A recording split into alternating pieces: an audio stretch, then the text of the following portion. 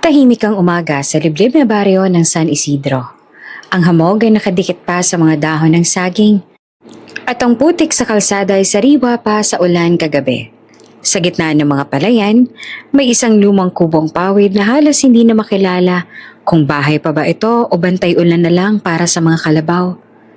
Doon nakatira si Nanay Sofing, 80 taong gulang. Payat, kuba, nanginginig ang kamay kapag may hawak na tasa. Manipis na ang buhok, halos puti na ang lahat. Araw-araw gumigising siya bago sumikat ang araw. Hindi dahil may trabaho pa siya, kundi dahil sanay ng katawan niyang magising sa hirap. Pinaplansya niya ang sarili niyang damit kahit wala namang pupuntahan. Para lang daw hindi magmukhang basahan. Sabi niya minsan sa sarili habang nakatingin sa basag na salamin. Ang kubo niya ay may isang silid, isang lumang kama na yari sa kawayan, isang bangko, isang kalana de uling, at isang maliit na altar na may larawan ng kaniyang yumaong asawa. Sa gilid ng altar ay may 3 lumang picture frame, mga anak niya noong bata pa. 3 ang naging anak ni Sofing, sina Elena, Marco at Rico. Lahat sila ay nasa syudad na. Lahat may mga asawang mayayaman. Lahat nakakaangat sa buhay. At lahat tila kinakalimutan na siya.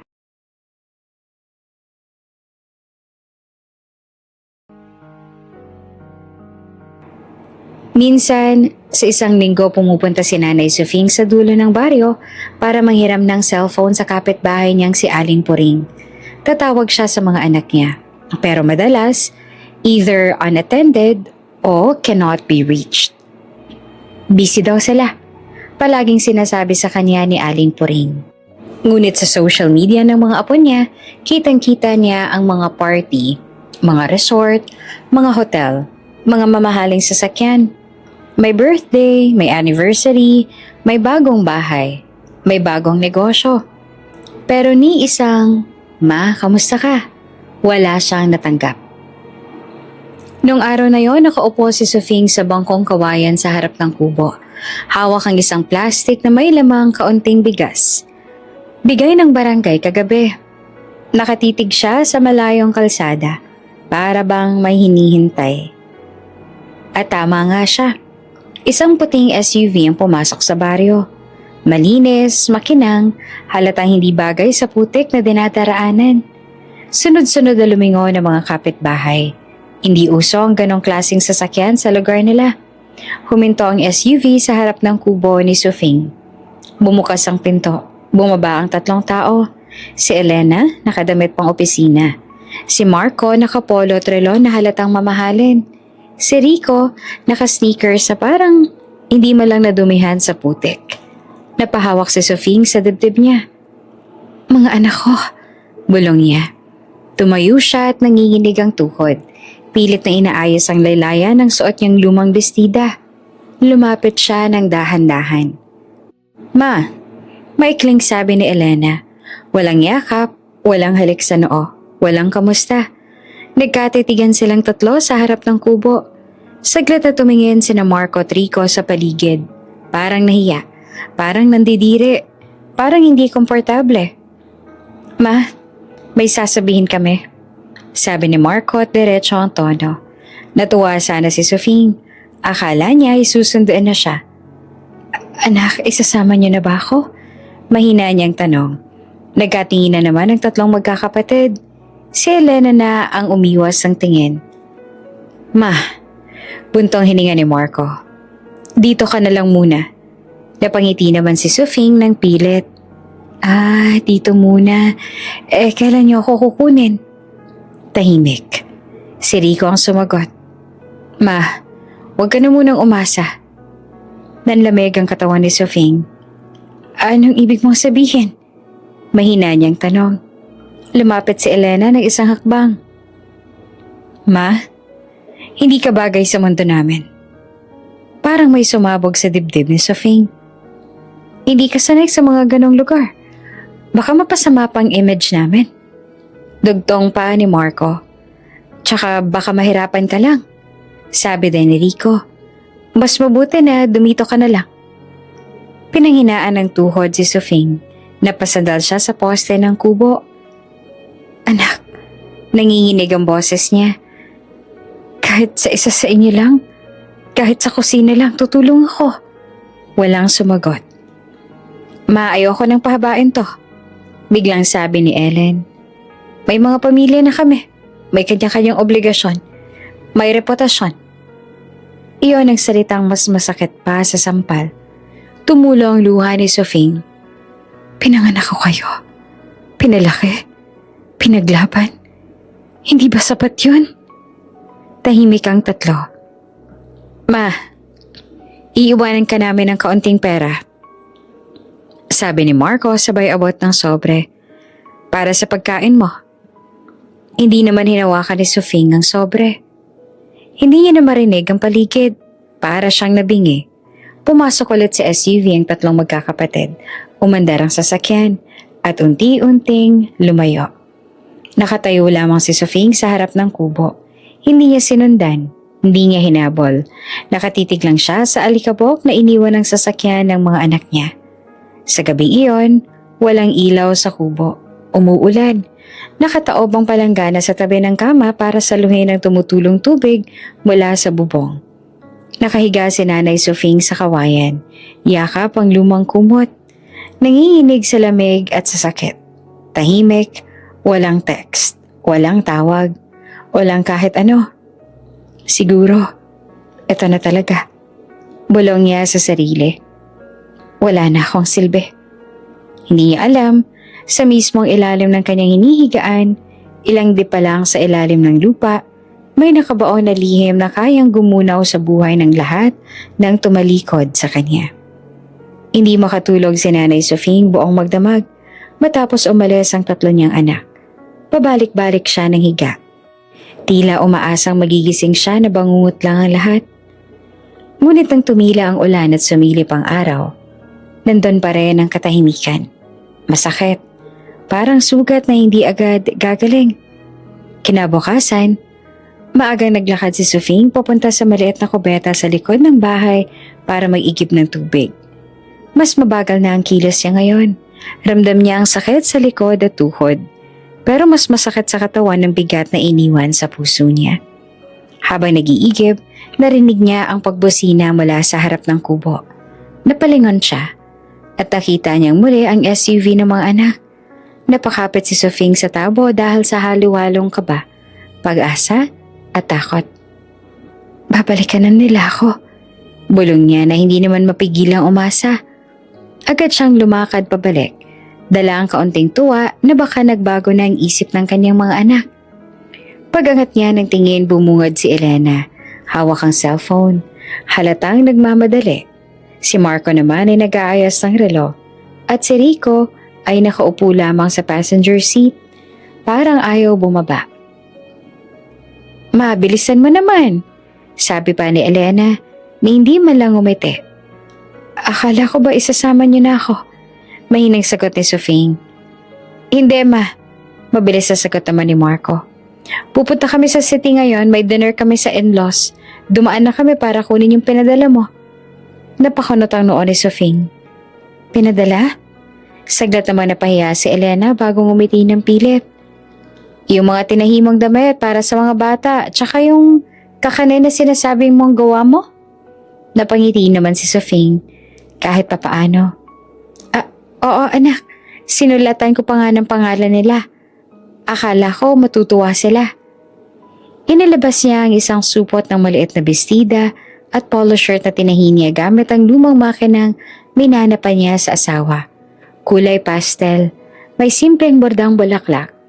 Hindi mamahalin pero buong puso ang pagod niya roon. Nasa tabi rin ng isang maliit na bayong ng suman at kutsinta. Paborito dati ng mga apo. Ma, salamat, sabi ni Elena.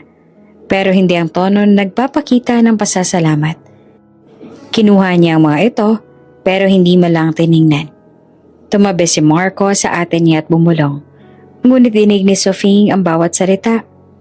Ma, next time, huwag ka nang gumawa ng ganito. Hindi bagay sa image namin, sa family nila Katrina. Baka isipin nilang pinapadalhan namin ng kung ano-anong probinsyang gawa. Pinilit na Sofing na ngumiti. Pasensya na anak. Pinaghirapan ko yon. Akala ko. Ma, saad ni Elena. Kailangan na namin umalis. Late na kami. Niyakap sana ni Sofing ang mga anak. Pero umatras si Rico ng bahagya. Halatang ayaw madumihan ng damit. Pwede ba akong sumama kahit sa inyo muna? Ilang araw lang, Rico. Pakiusap ni Sofing. Umiling naman si Rico agad. Ma, hindi pwede. Baka magalit ang asawa ko. Sabihin niya sinama kong nanay ko na, alam mo na. Na ano? Tanong naman ni Sofing na pilit inuunawa. Na hindi bagay sa lugar namin. Sagot ni Rico na hindi tumitingin sa kanya. Natigilan naman si Sofing. Para siyang nilunod ng mga salitang iyon. Ma, dagdag naman ni Marco. Ang hirap ipaliwanag sa mga biyanan namin. Hindi nila maiintindihan kung bakit ganyan ang itsura mo. Bakit dito ka pa nakatira? Dahan-dahang tumulo ang luha ni Sofing. Anak, hindi ko naman kasalanan kung mahirap ang buhay. Kahit pa paano, binuhay ko kayo. Pinakain.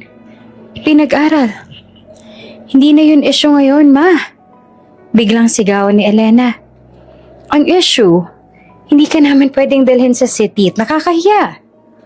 Parang may humampas sa dibdib ni Sofing. Namilog ang mata ni Elena nang mapagtanto ang nasabi niya at dali-daling binago ang tono. Ma, ang ibig kong sabihin, hindi ka sanay sa city. Mas mahirap ang buhay doon. Baka mas stress ka. Pero hindi naniniwala si Sofing. Narinig niya ang katotohanan kahit pinagtatakpan pa. Tumalikod na si Elena papuntang kotse. Sumunod naman si Rico at Marco. Hintayin niyo, sabi ni Sofing pilit na tumatakbo kahit masakit ang tuhod. Kahit isang linggo lang, kahit isang gabi lang sa mga bahay ninyo, makita ko man lang sana ang mga apo ko. Pero isinara ni Marco ang pinto ng SUV na para bang iniiwas ang mundo nila mula sa kanya. Umusad agad ang sasakyan. Mula sa bintana, nakasilip ang 3 bata. Mga apo ni Sofing. Sandaling kumaway ang isa. Pero agad itong pinalayo ng sariling ina. Huwag mo hawakan yan, sabi ni Elena sa apo. Madumi dyan. Saktong dumaan ang isang barangay tanod at nakita si Sofing na tumatakbo paunti-unti. Humahabol sa sasakyan. Pero na makarating sa dulo ng daan, huminto siya. Nakayuko, humihingal. Nagmamadaling umalis ang SUV. Pero bago tuluyang makalabas ng baryo, huminto muna sa isang waiting shed. Doon, nakita ni na Aling Puring ang dapat nilang makita.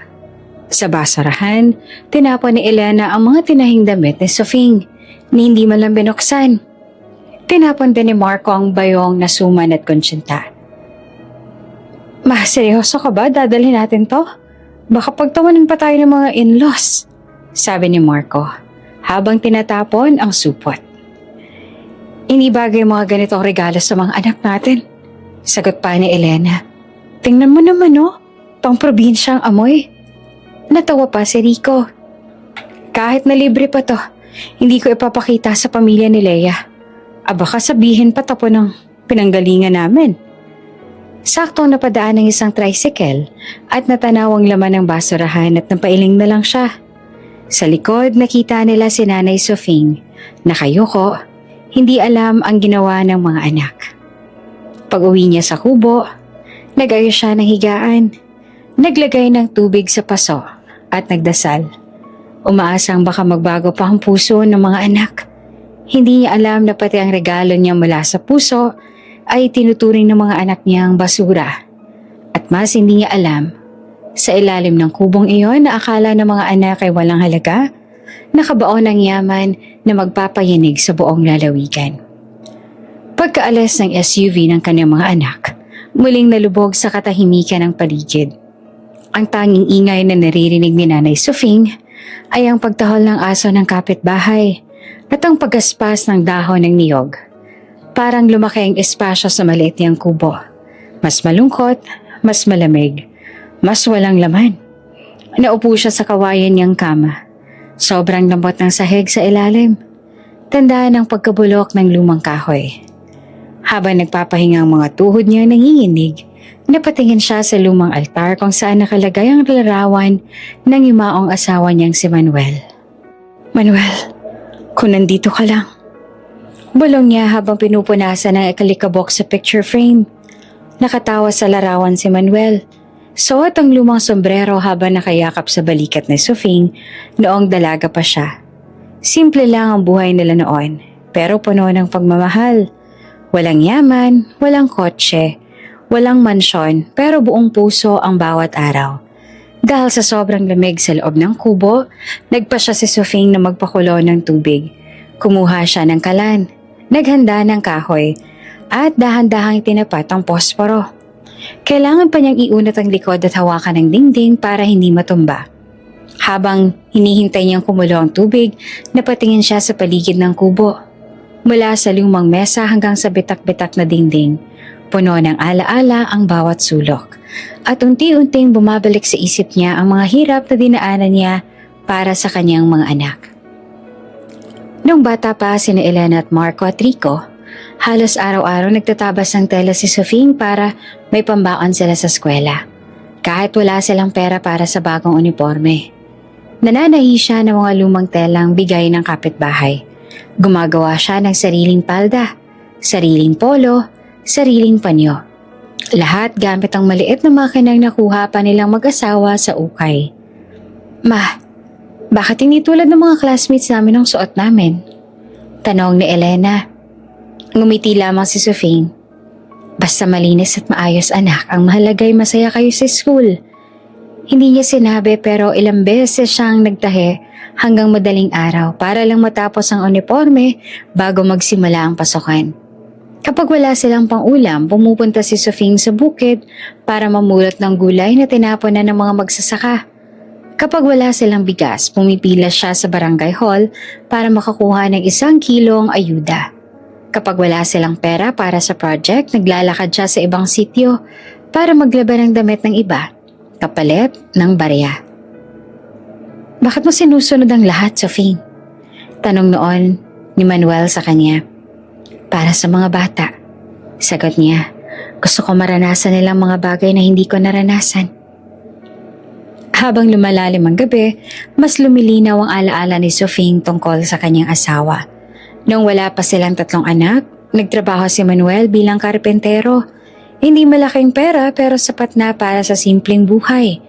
May mga araw na umuwi siya na may sugat sa braso. Mahiwa sa kamay, pero hindi siya nagrereklamo. Lagi niyang sinasabi, basta may ulam ang pamilya ko, sapat na. Hindi rin alam ni Sofing na nagtaglay ang asawa ng malaking lihim. Pero hindi pa niya nalalaman iyon sa puntong ito. Ang alam lang niya, si Manuel ay mabait, masipag at handang isakripisyo ang lahat. Isang gabi nung bata pa si Marco, mataas ang lagnat nito at walang pambili ng gamot. Wala silang pera, wala silang laman sa bulsa, wala silang kapamilya na masasabihan. Kaya ang ginawa ni Manuel, napilitan siyang ibenta ang tanging singsing ng nanay niya.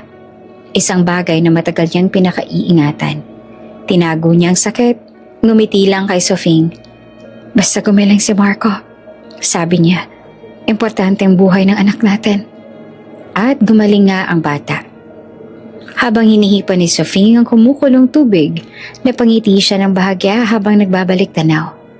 Kahit hirap ang buhay nila noon, masaya sila. Buo ang pamilya. Walang pag-iwas, walang hiya, walang pagtaboy. Pero ngayon, kahit tumanda siya at kahit ibinigay niya ang lahat ng kaya niya nung bata pang mga anak, parang wala ring halaga sa kanila ang lahat. Naglakad si Sofing papunta sa labas ng kubo. Dala ang lumang tabo ng mainit na tubig. Umupo siya sa maliit na papag. Pinanood ang palayan. Habang nakaupo siya, naramdaman niyang unti-unti nang lumalakas ang hangin. Parang may paparating na hindi niya maipaliwanag. Parang may gumagalaw sa lupa. Pero hindi niya ito inisip. Mas inisip niya ang kalungkutan sa puso niya. Pumunta siya ulit sa altar at hinaplos ang larawan ni Manuel. Manuel, sana andito ka. Bulong niya. Kung alam mo lang, iniwan ako ng mga anak natin. Parang tumama ang hangin sa mukha niya at bigla siyang napatigil. Noong araw na namatay si Manuel, nagsalita ito habang nakahiga sa lumang kama. Sofing, kung sakaling mahirapan ka, may iniwan ako para sa'yo.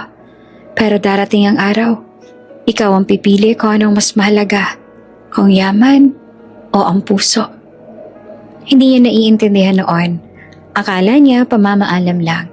Hindi niya alam na may literal na iniwan na nakabaon sa mismong ilalim ng kubong iyon. Nang pumikit si Sofing, may mahina siyang narinig na parang pagbagsak ng lupa.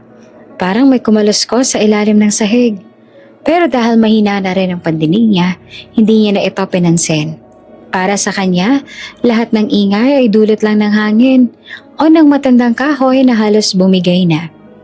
Ngunit kung sana'y tumingin siya ng mabuti sa bitak ng sahig, makikita niyang may bahagi na bahagyang lumulubog, senyales na may matigas na bagay na tinamaan ng lupa sa ilalim. Hindi niya alam. Ang kubong akala ng mga anak ay walang kwenta ay nagtatago ng kayamanang hindi niya minsan hiningi, hindi niya minsan inasam at hindi niya kailanman pinangarap. Isang kayamanan na magbabago ng lahat. 3 araw nang lumipas mula nang iwan si Nanay Sofing ng kanyang mga anak. 3 araw na walang tawag, walang text, walang hiwalay man lang na kamusta. Sa 3 araw, doon natuloy ang bumigay ang katawan niya. Mula umaga pa lang masakit na ang ulo niya. Mabigat ang pakaramdam. Para bang hinihila siya pababa ng sariling katawan. Pinilit pa rin niyang bumangon mula sa kawayan niyang kama. Pero agad siya napaupo dahil sa hilo. Ayakan. Mahina niyang bulong habang hawak ang noo. Ginapang ang sarili papunta sa kalan. Kinuha ang maliit na kaldero at isinaboy ang natitirang bigas. Isang dakot lang. Dinagdagan niya ng maraming tubig para magmukhang marami. Iyon ang magiging pagkain niya para sa maghapon. Habang hinihintay niyang kumulo ang lugaw, nakaupo siya sa bangko. Mahina ang paghinga. Ramdam niya ang panginginig ng mga kamay niya. Ramdam niya ang panlalambot ng katawan. Para siyang nauubos unti-unti. Pagkakulo ng lugaw, nagsalin siya sa isang mangkok. Wala siyang ulam. Wala siyang asin. Kaya kumuha na lang siya ng tirang talbos ng kamote at inilaga pa kahapon. Lugaw at gulay. Iyon ang buong pagkain ng isang araw. Habang kumakain, napapatigil siya paminsan-minsan. Nawawalan siya ng gana. Hindi sa wala siyang gutom kundi dahil may babigat sa loob niya na mas masakit pa kaysa sa sikmura. Tumahimik ang paligid. Tanging patak ng tubig sa bubong ang naririnig. Matapos kumain ng kaunting lugaw, inilapag niya ang mangkok. Hindi niya na kayang ubusin. Tumayo sana siya para mag-igib ng tubig pero biglang umikot ang paningin niya. Napahawak siya sa poste ng kubo. Nawala ang balanse niya. Napaupo siya sa sahig. Parang nahihilo ako. Bulong niya. Sinubukan niyang bumangon ulit pero bumagsak ulit siya sa sahig. Umiikot ang paningin. Ang dibdib niya ay parang may mabigat na nakadagan. Hindi niya alam kung ilang oras siyang nanatili nakaupo sa sahig. Nakapikit lang siya. Pilit ang paghinga.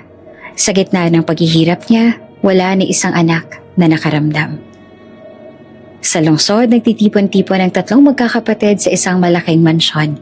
May handaan, may catering, may live band, may mamahaling alak.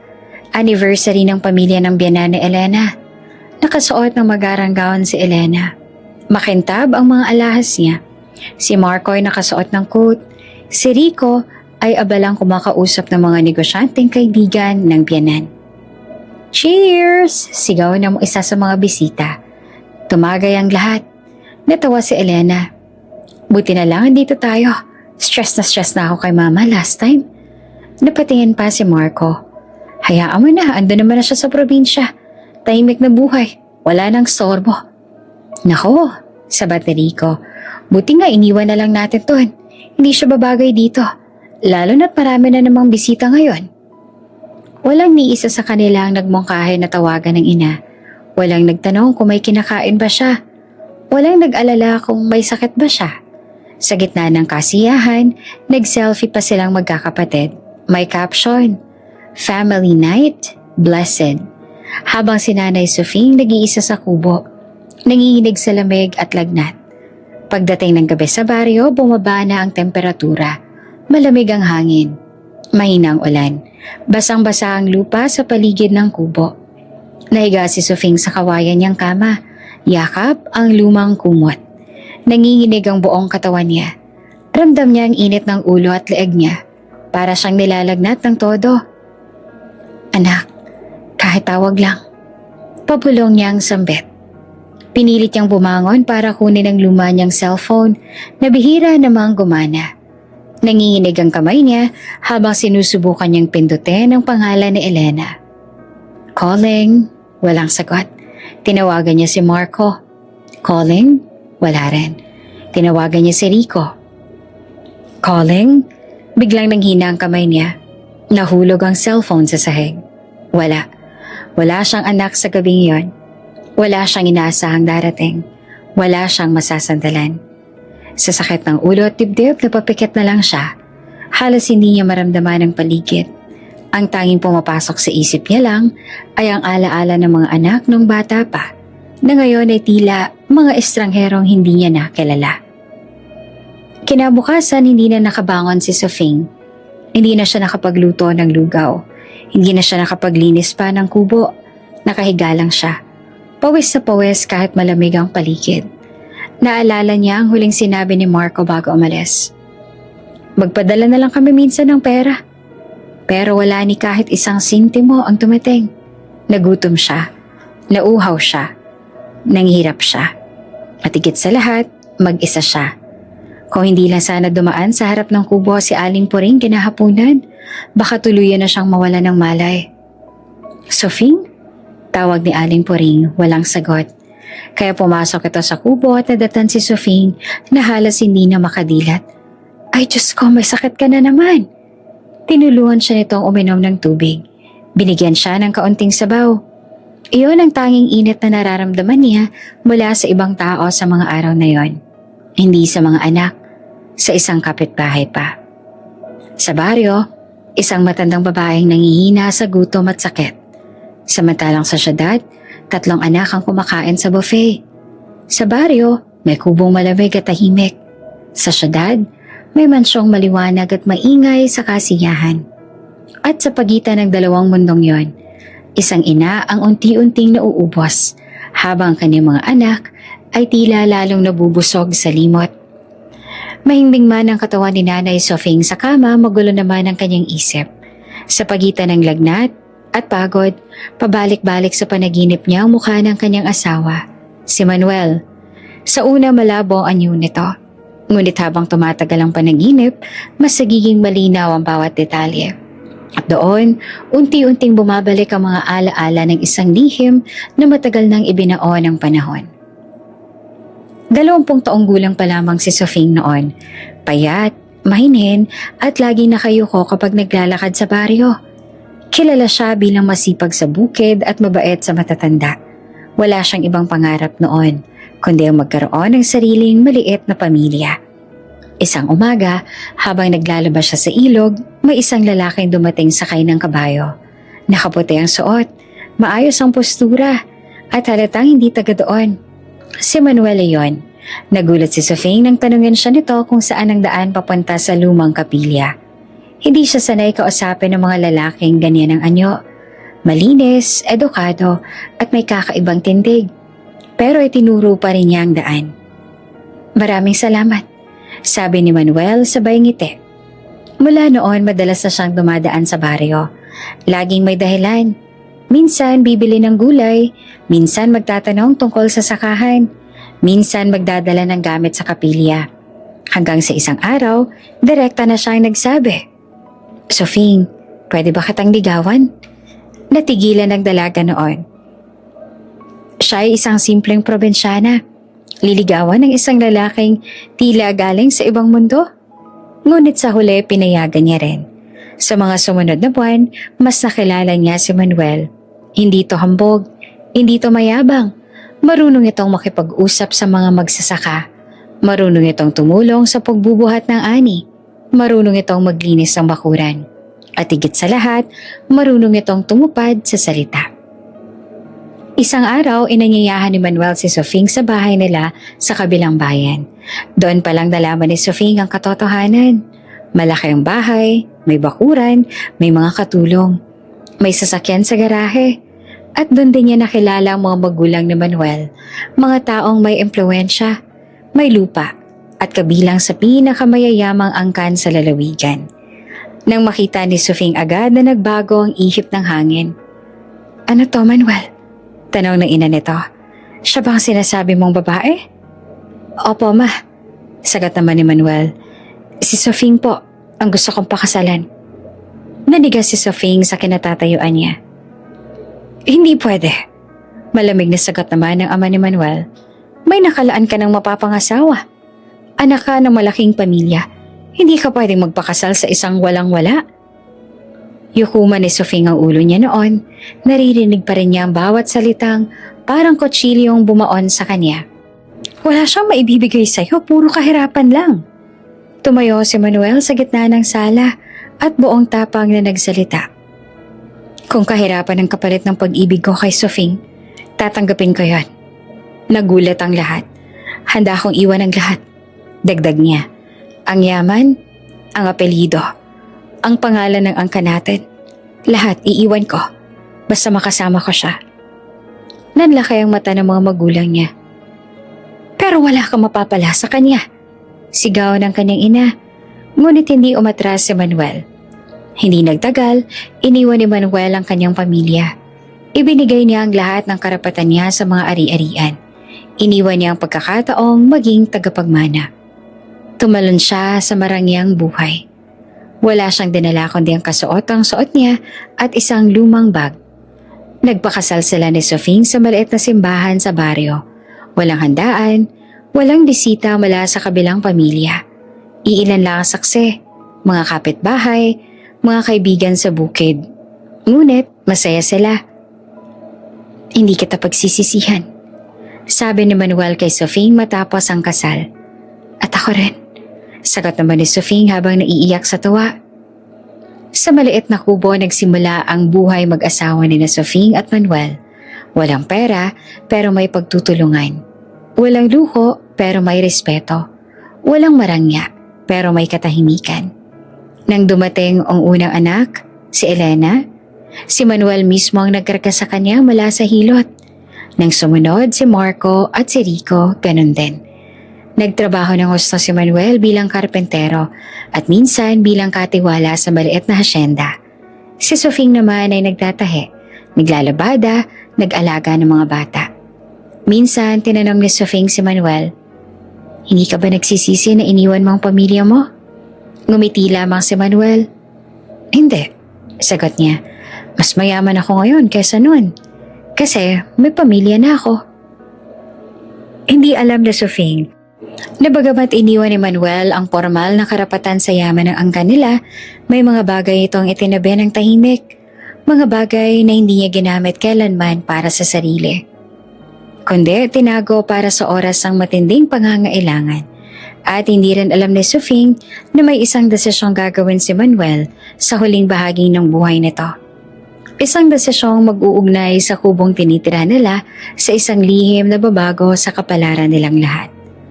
Sa panaginip ni Nanay Sofing, nakita niya si Manuel na nakatayo sa gilid ng kubo. Nakatingin ito sa kanya na parang may gustong sabihin. Ngunit nang subukan niyang lapitan, unti-unti itong naglaho. Nagising si Sofing na may luha sa mata. Hindi pa niya alam na ang mga alaala ng kanyang asawa ay unti-unti nang naglalapit sa kanya. Sa isang katotohanang matagal nang nakabaon sa ilalim ng lupa. Isang katotohanang magpapabaligtad sa mundo ng mga anak niyang tumalikod sa kanya. Mahina pa rin ang pakiramdam ni Nanay Sofing kinabukasan. Pero kahit na nangihina, pinilit niyang bumangon para magwalis sa harap ng kubo. Hindi dahil kailangan, kundi dahil sanay na siyang may ginagawa. Sa edad niya, ang pag-upo lang ng matagal ay parang naghahatid na ng mas malalim na lungkot.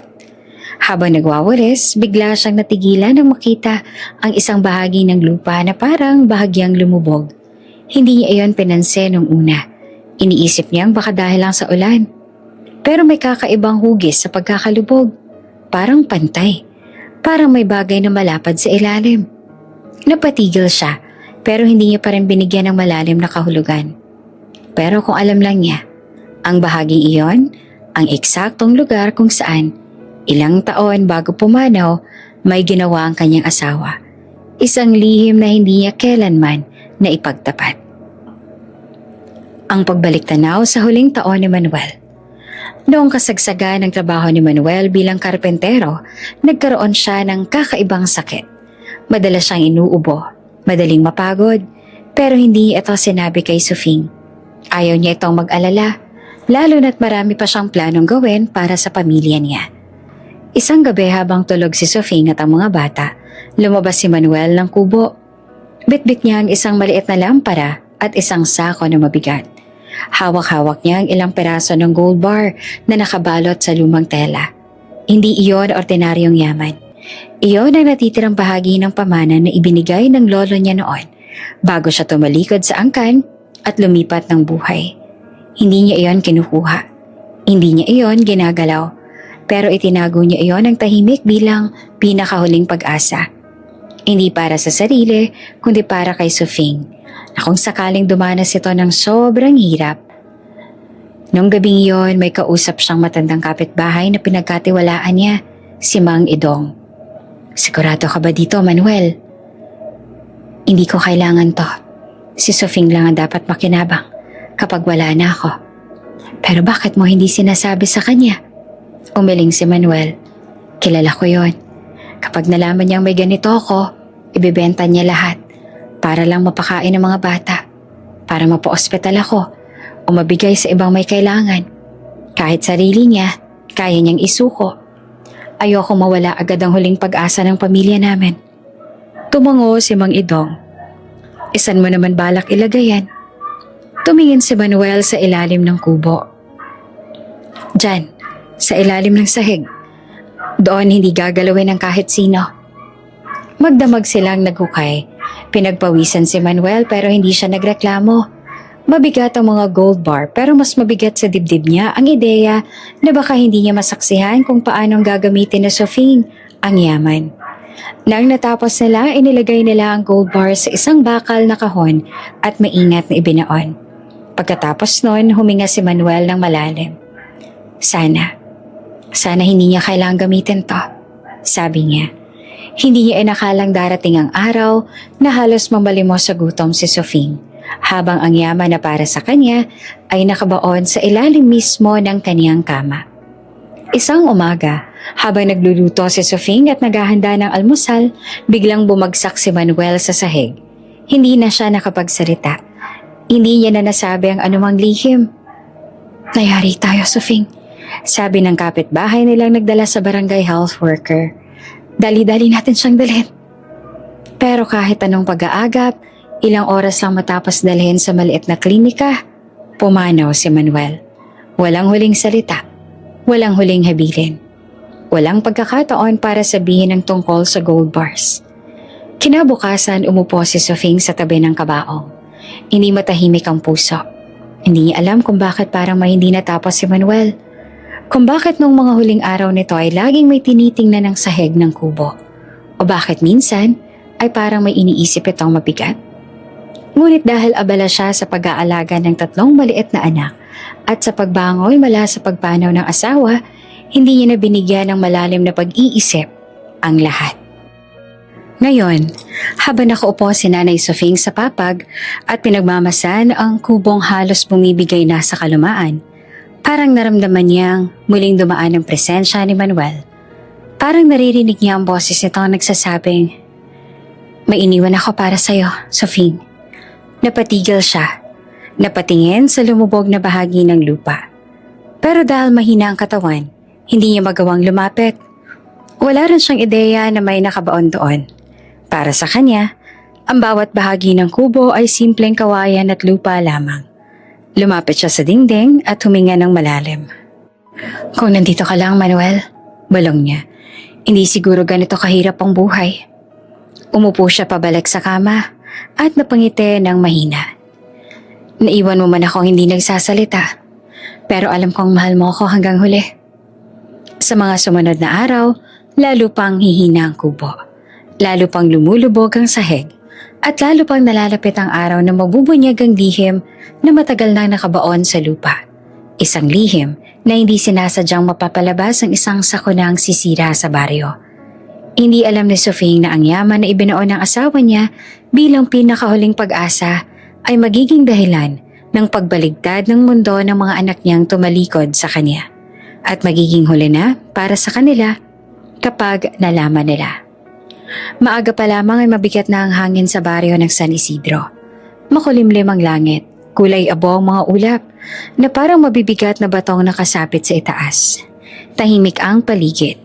Isang uri ng katahimikang nagsasabing may paparating na masama. Si Nay Sofing ay nakaupo sa bangko sa harap ng kubo.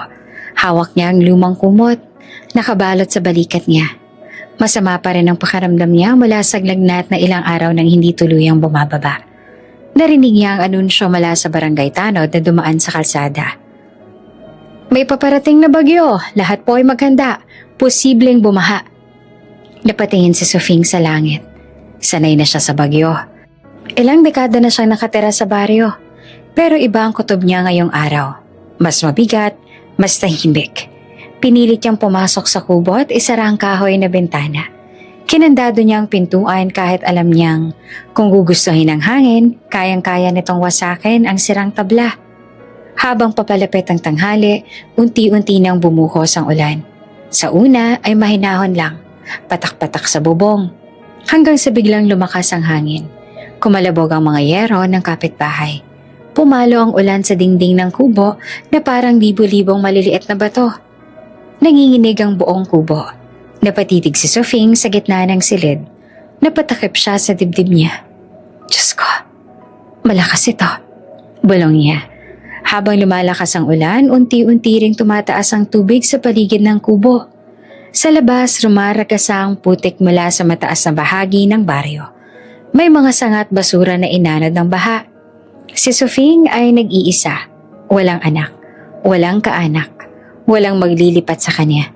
Lumapit siya sa bintana at sinilip ang kalagayan sa labas. Naririnig niya ang sigawan ng ilang kapitbahay na naglilipatan na sa mas taas na lugar. May mga batang umiiyak.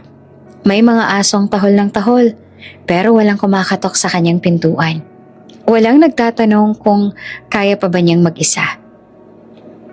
Pagdating ng hapon, lalo pang lumakas ang bagyo. Umuga ang buong kubo sa bawat hampas ng hangin. Tumatama ang mga sanga ng puno sa bubong. May bahagi ng kisame na biglang bumigay. Bumagsak ang ilang peraso ng yelo at kawayan sa sahig. Napatili si Sofing sa gulat. Napaatras siya hanggang sa gilid ng kama. Tinakpan niya ang ulo gamit ang mga kamay niya. Diyos ko, iligtas mo po ako. Umiiyak niyang dasal. Napasabay ang isang malakas na hampas ng hangin sa paglambot ng kalahati ng kubo. Ang dingding sa may kusina ay tuluyang bumigay. Rumagasa ang ulan papasok sa loob. Pumasok rin ang putik. Unti-unting tumataas ang tubig sa sahig. Sinubukan ni Sofing na lumapit sa pinto, pero madulas na ang sahig. Napatid siya. Bumagsak siya sa sahig ng malakas. Tumama ang ulo niya sa kahoy na poste. Biglang nagdilim ang paningin niya. Habang walang malay si Sofing sa sahig ng kubo, patuloy ang pagpasok ng tubig sa loob. Tumaas ang baha hanggang sa tuhod ng mesa. Lumulutang na ang bangko. Natangay ang ilang gamit niya.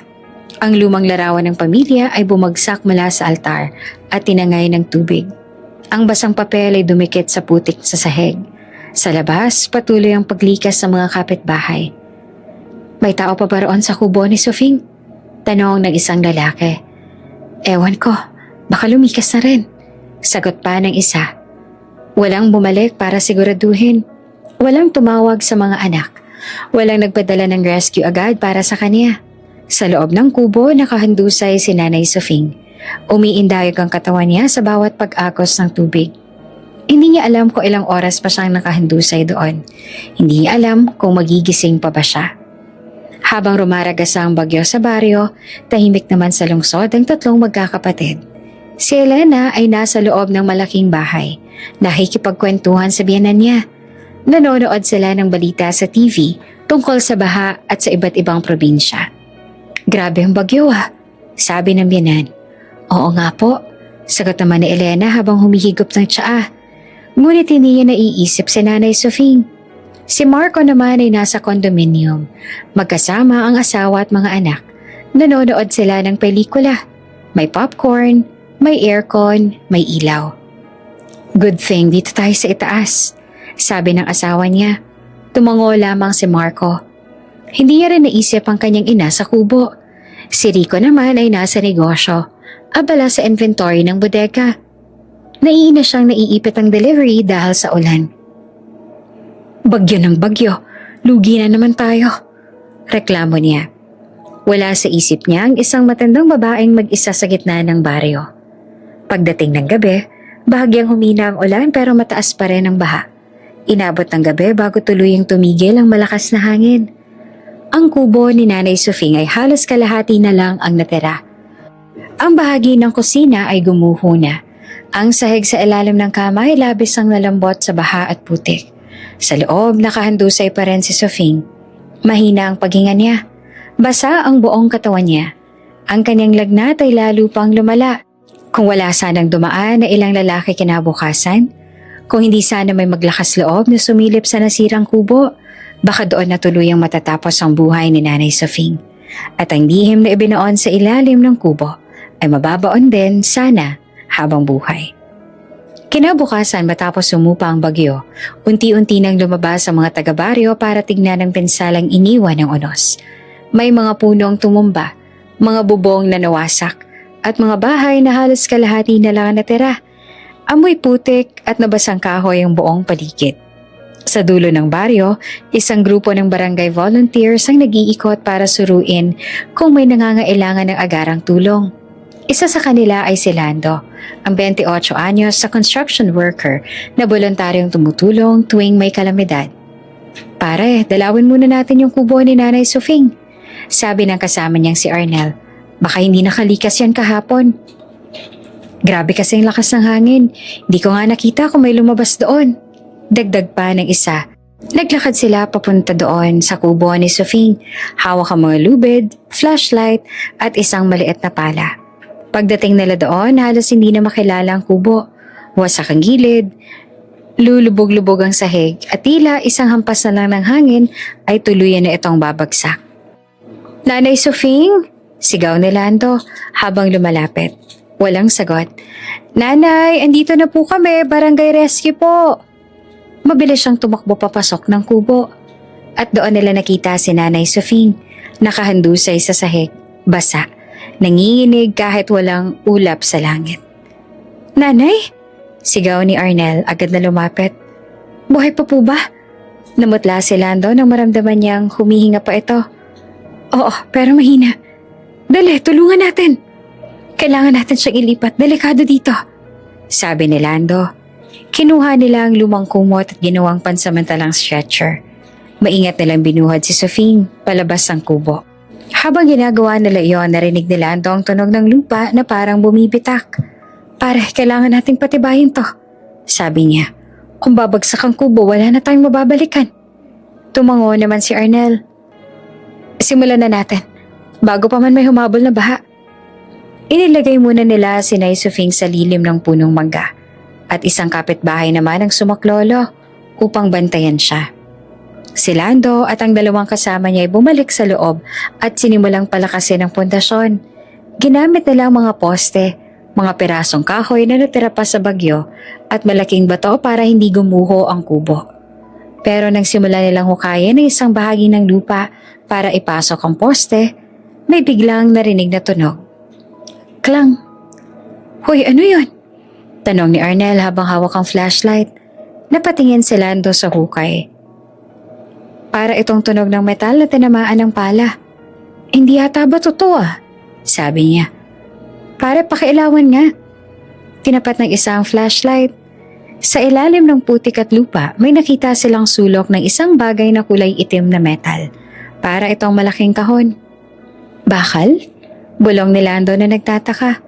Bakit may bakal dito sa ilalim ng kubo ni Nanay? Inalis nila ang putik gamit ang kamay at pala. Habang lumalalim ang paghuhukay, mas lumalaki ang lumilitaw na bahagi ng kahon.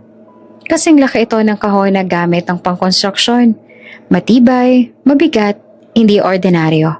Parang metal chest, sabi ng isa. Pero bakit nakabaon sa ilalim ng kubo? lalong lumaki ang kutob ni Lando. Wait, tignan natin ang mabuti. Umupo siya, hinampas ng konti ang gilid ng kahon. Mabigat ang tunog, solid, walang pagkakalawang. Hindi to basta lalagyan. Mukhang dati pa to na nakalibing. Nagkatinginan ng mga volunteer. Baka gamit ng lumang may-ari yan, tanong ni Arnel. Pero si Nanay Sofing naman na nakatira dito mula pagkabata ng 3 anak niya. Sagot ni Lando. Kung may ganito, bakit hindi niya alam? Lumalim ang paghuhukay. Unti-unti, lumitaw ang buo nitong hugis. May lock sa harap. May ukit na lumang disenyo sa gilid, hindi pangkaraniwang kahon. Hindi to kahon ng mga gamit. Hindi to kahon ng damit. Kahit saan mo tingnan, para itong kahon ng yaman. Lando, bulong ng isa sa kanila. Halatang kinabahan. Hindi kaya may laman to? Huminto si Lando. Pinunasan niya ang noo niya. Tiningnan niya ulit ang kahon. Hindi natin pwedeng buksan to, sabi niya.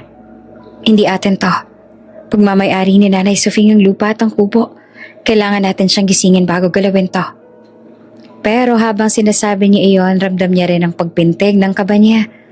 Ang tanong na kanina pa sumisingit sa isip nila ay nagiging mas malinaw. Ano ang laman ng kahon?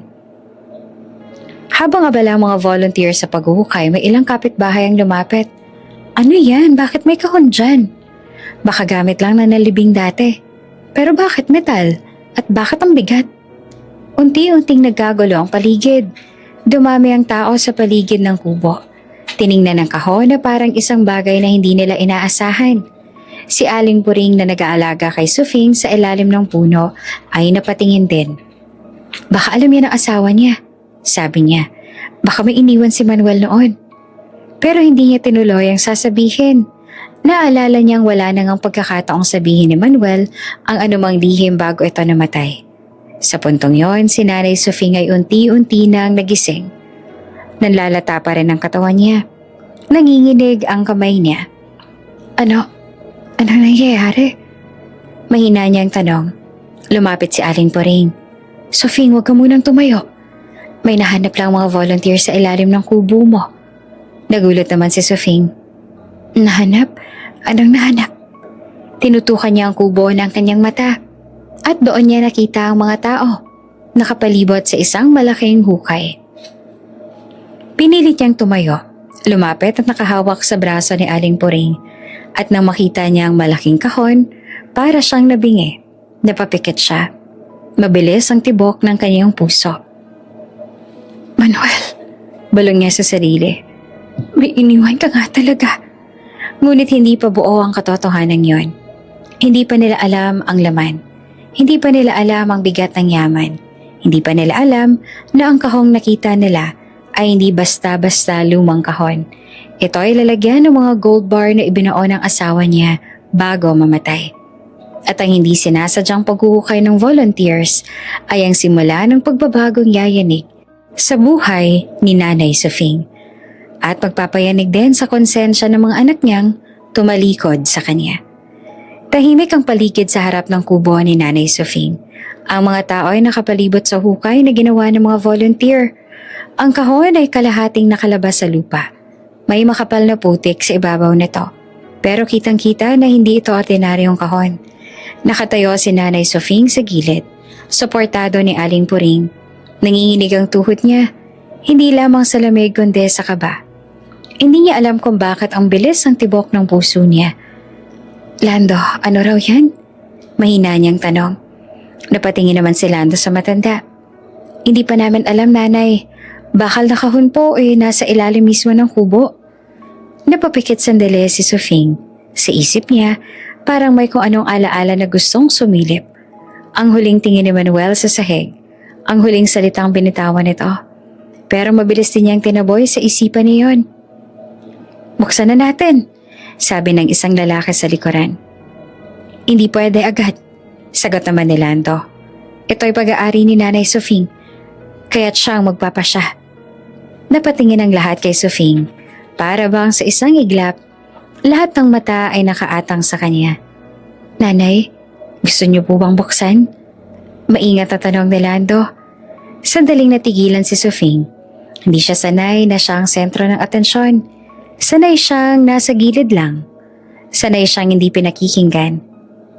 Baka lumang gamit lang yan ng asawa ko, sagot niya. Kay Manuel ang lupa na yan noon. Nagkatinginan ng mga tao. Pero kung bakal na kahon yan, hindi pang karaniwan. Bulong naman ang isa.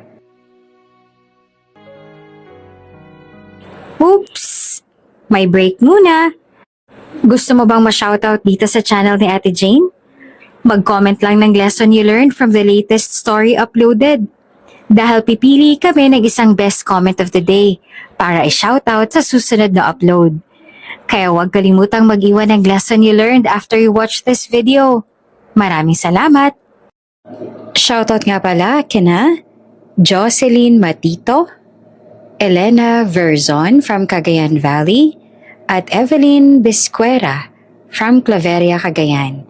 Sa ating mga taga-subaybay, paki-comment naman po sa baba kung taga saan kayo para alam ko kung hanggang saan umaabot ang mga kwento ni Ate Jane at para ma-shoutout ko rin kayo sa mga susunod pa nating mga kwento. Maraming salamat sa pakikinig.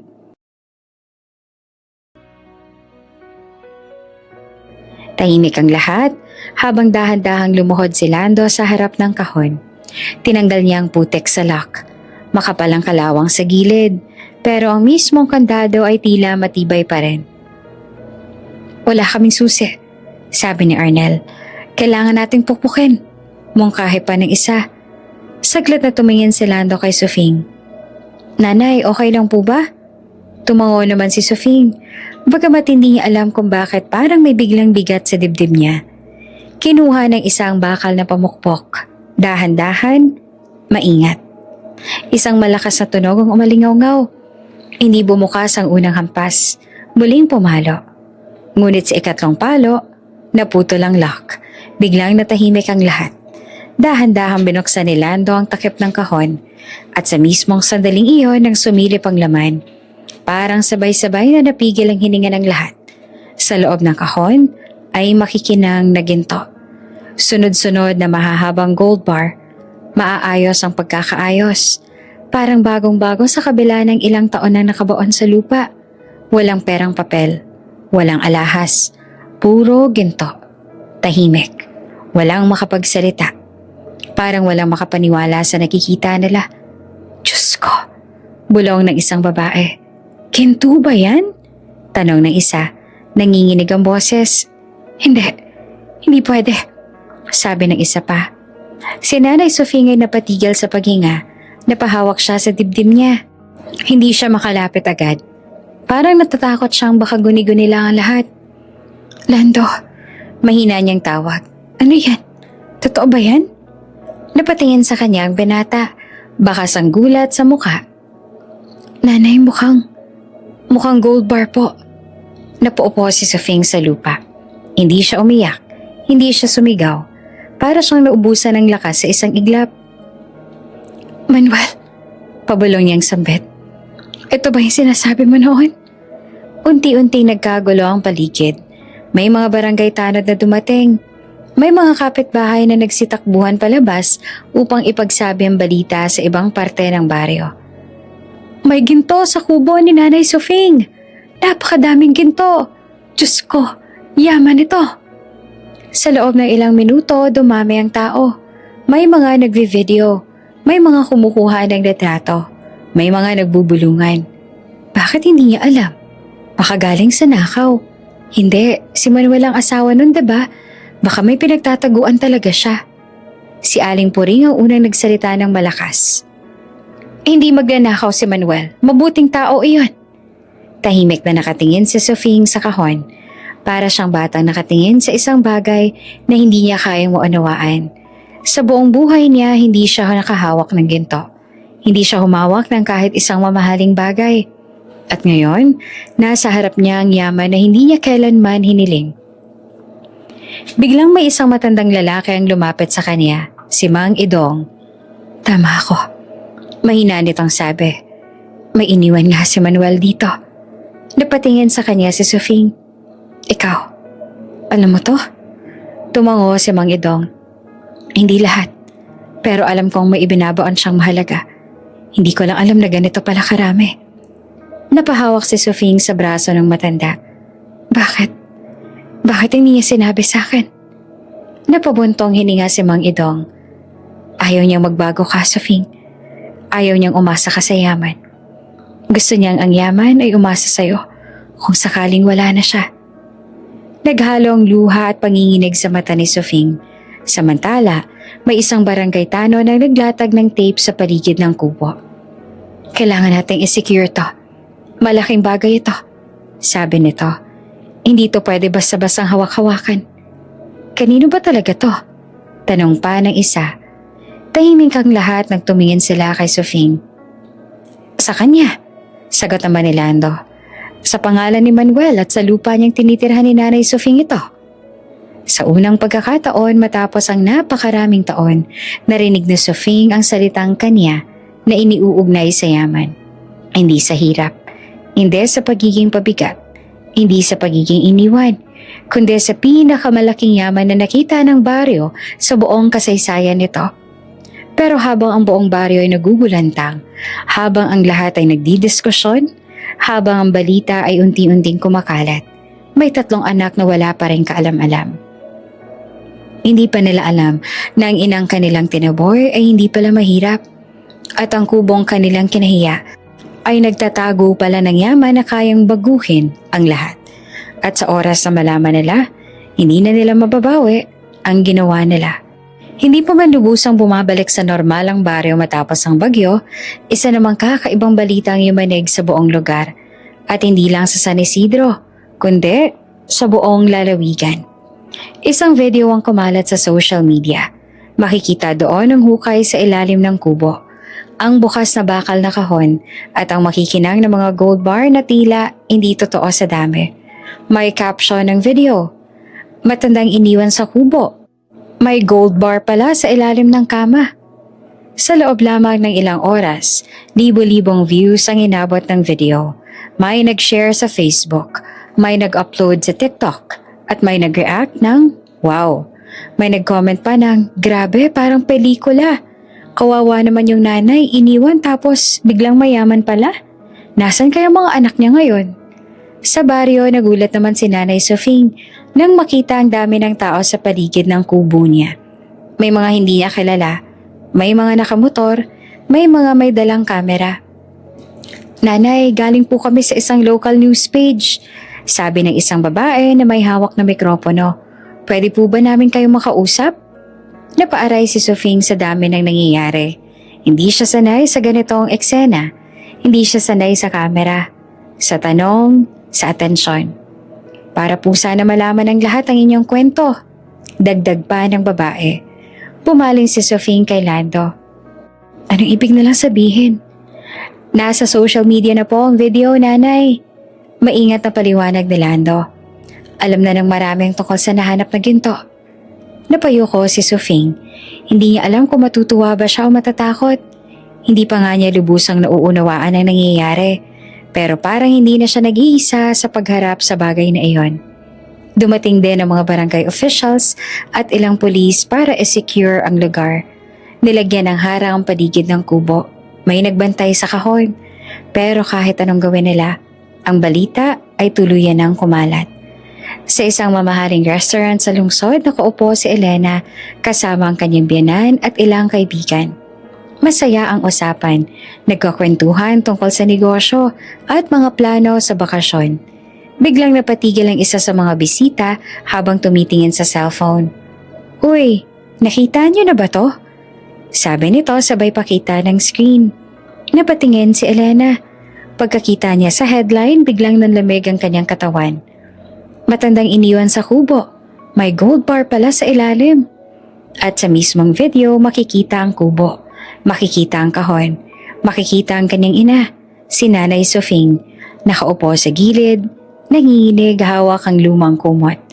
Parang gumuho ang mundo na Elena. Ano to? Halos pabulong niyang tanong. Teka, parang nanay mo yan, diba? Sabi pa ng isa. Mabilis na kinuha ni Elena ang cellphone. Nag-scroll, tiningnan ang comments. Mas lalo siyang natulala. Grabe, iniwan pala ng mga anak. Kawawang nanay. Nasan kaya ang mga anak nito? Mabilis na kinuha ni Elena ang bag niya. Excuse me po, sabi niya sa biyanan. Kailangan ko lang po umalis. Sa labas ay halos nanginginig ang kamay niya habang tinatawagan si Marco.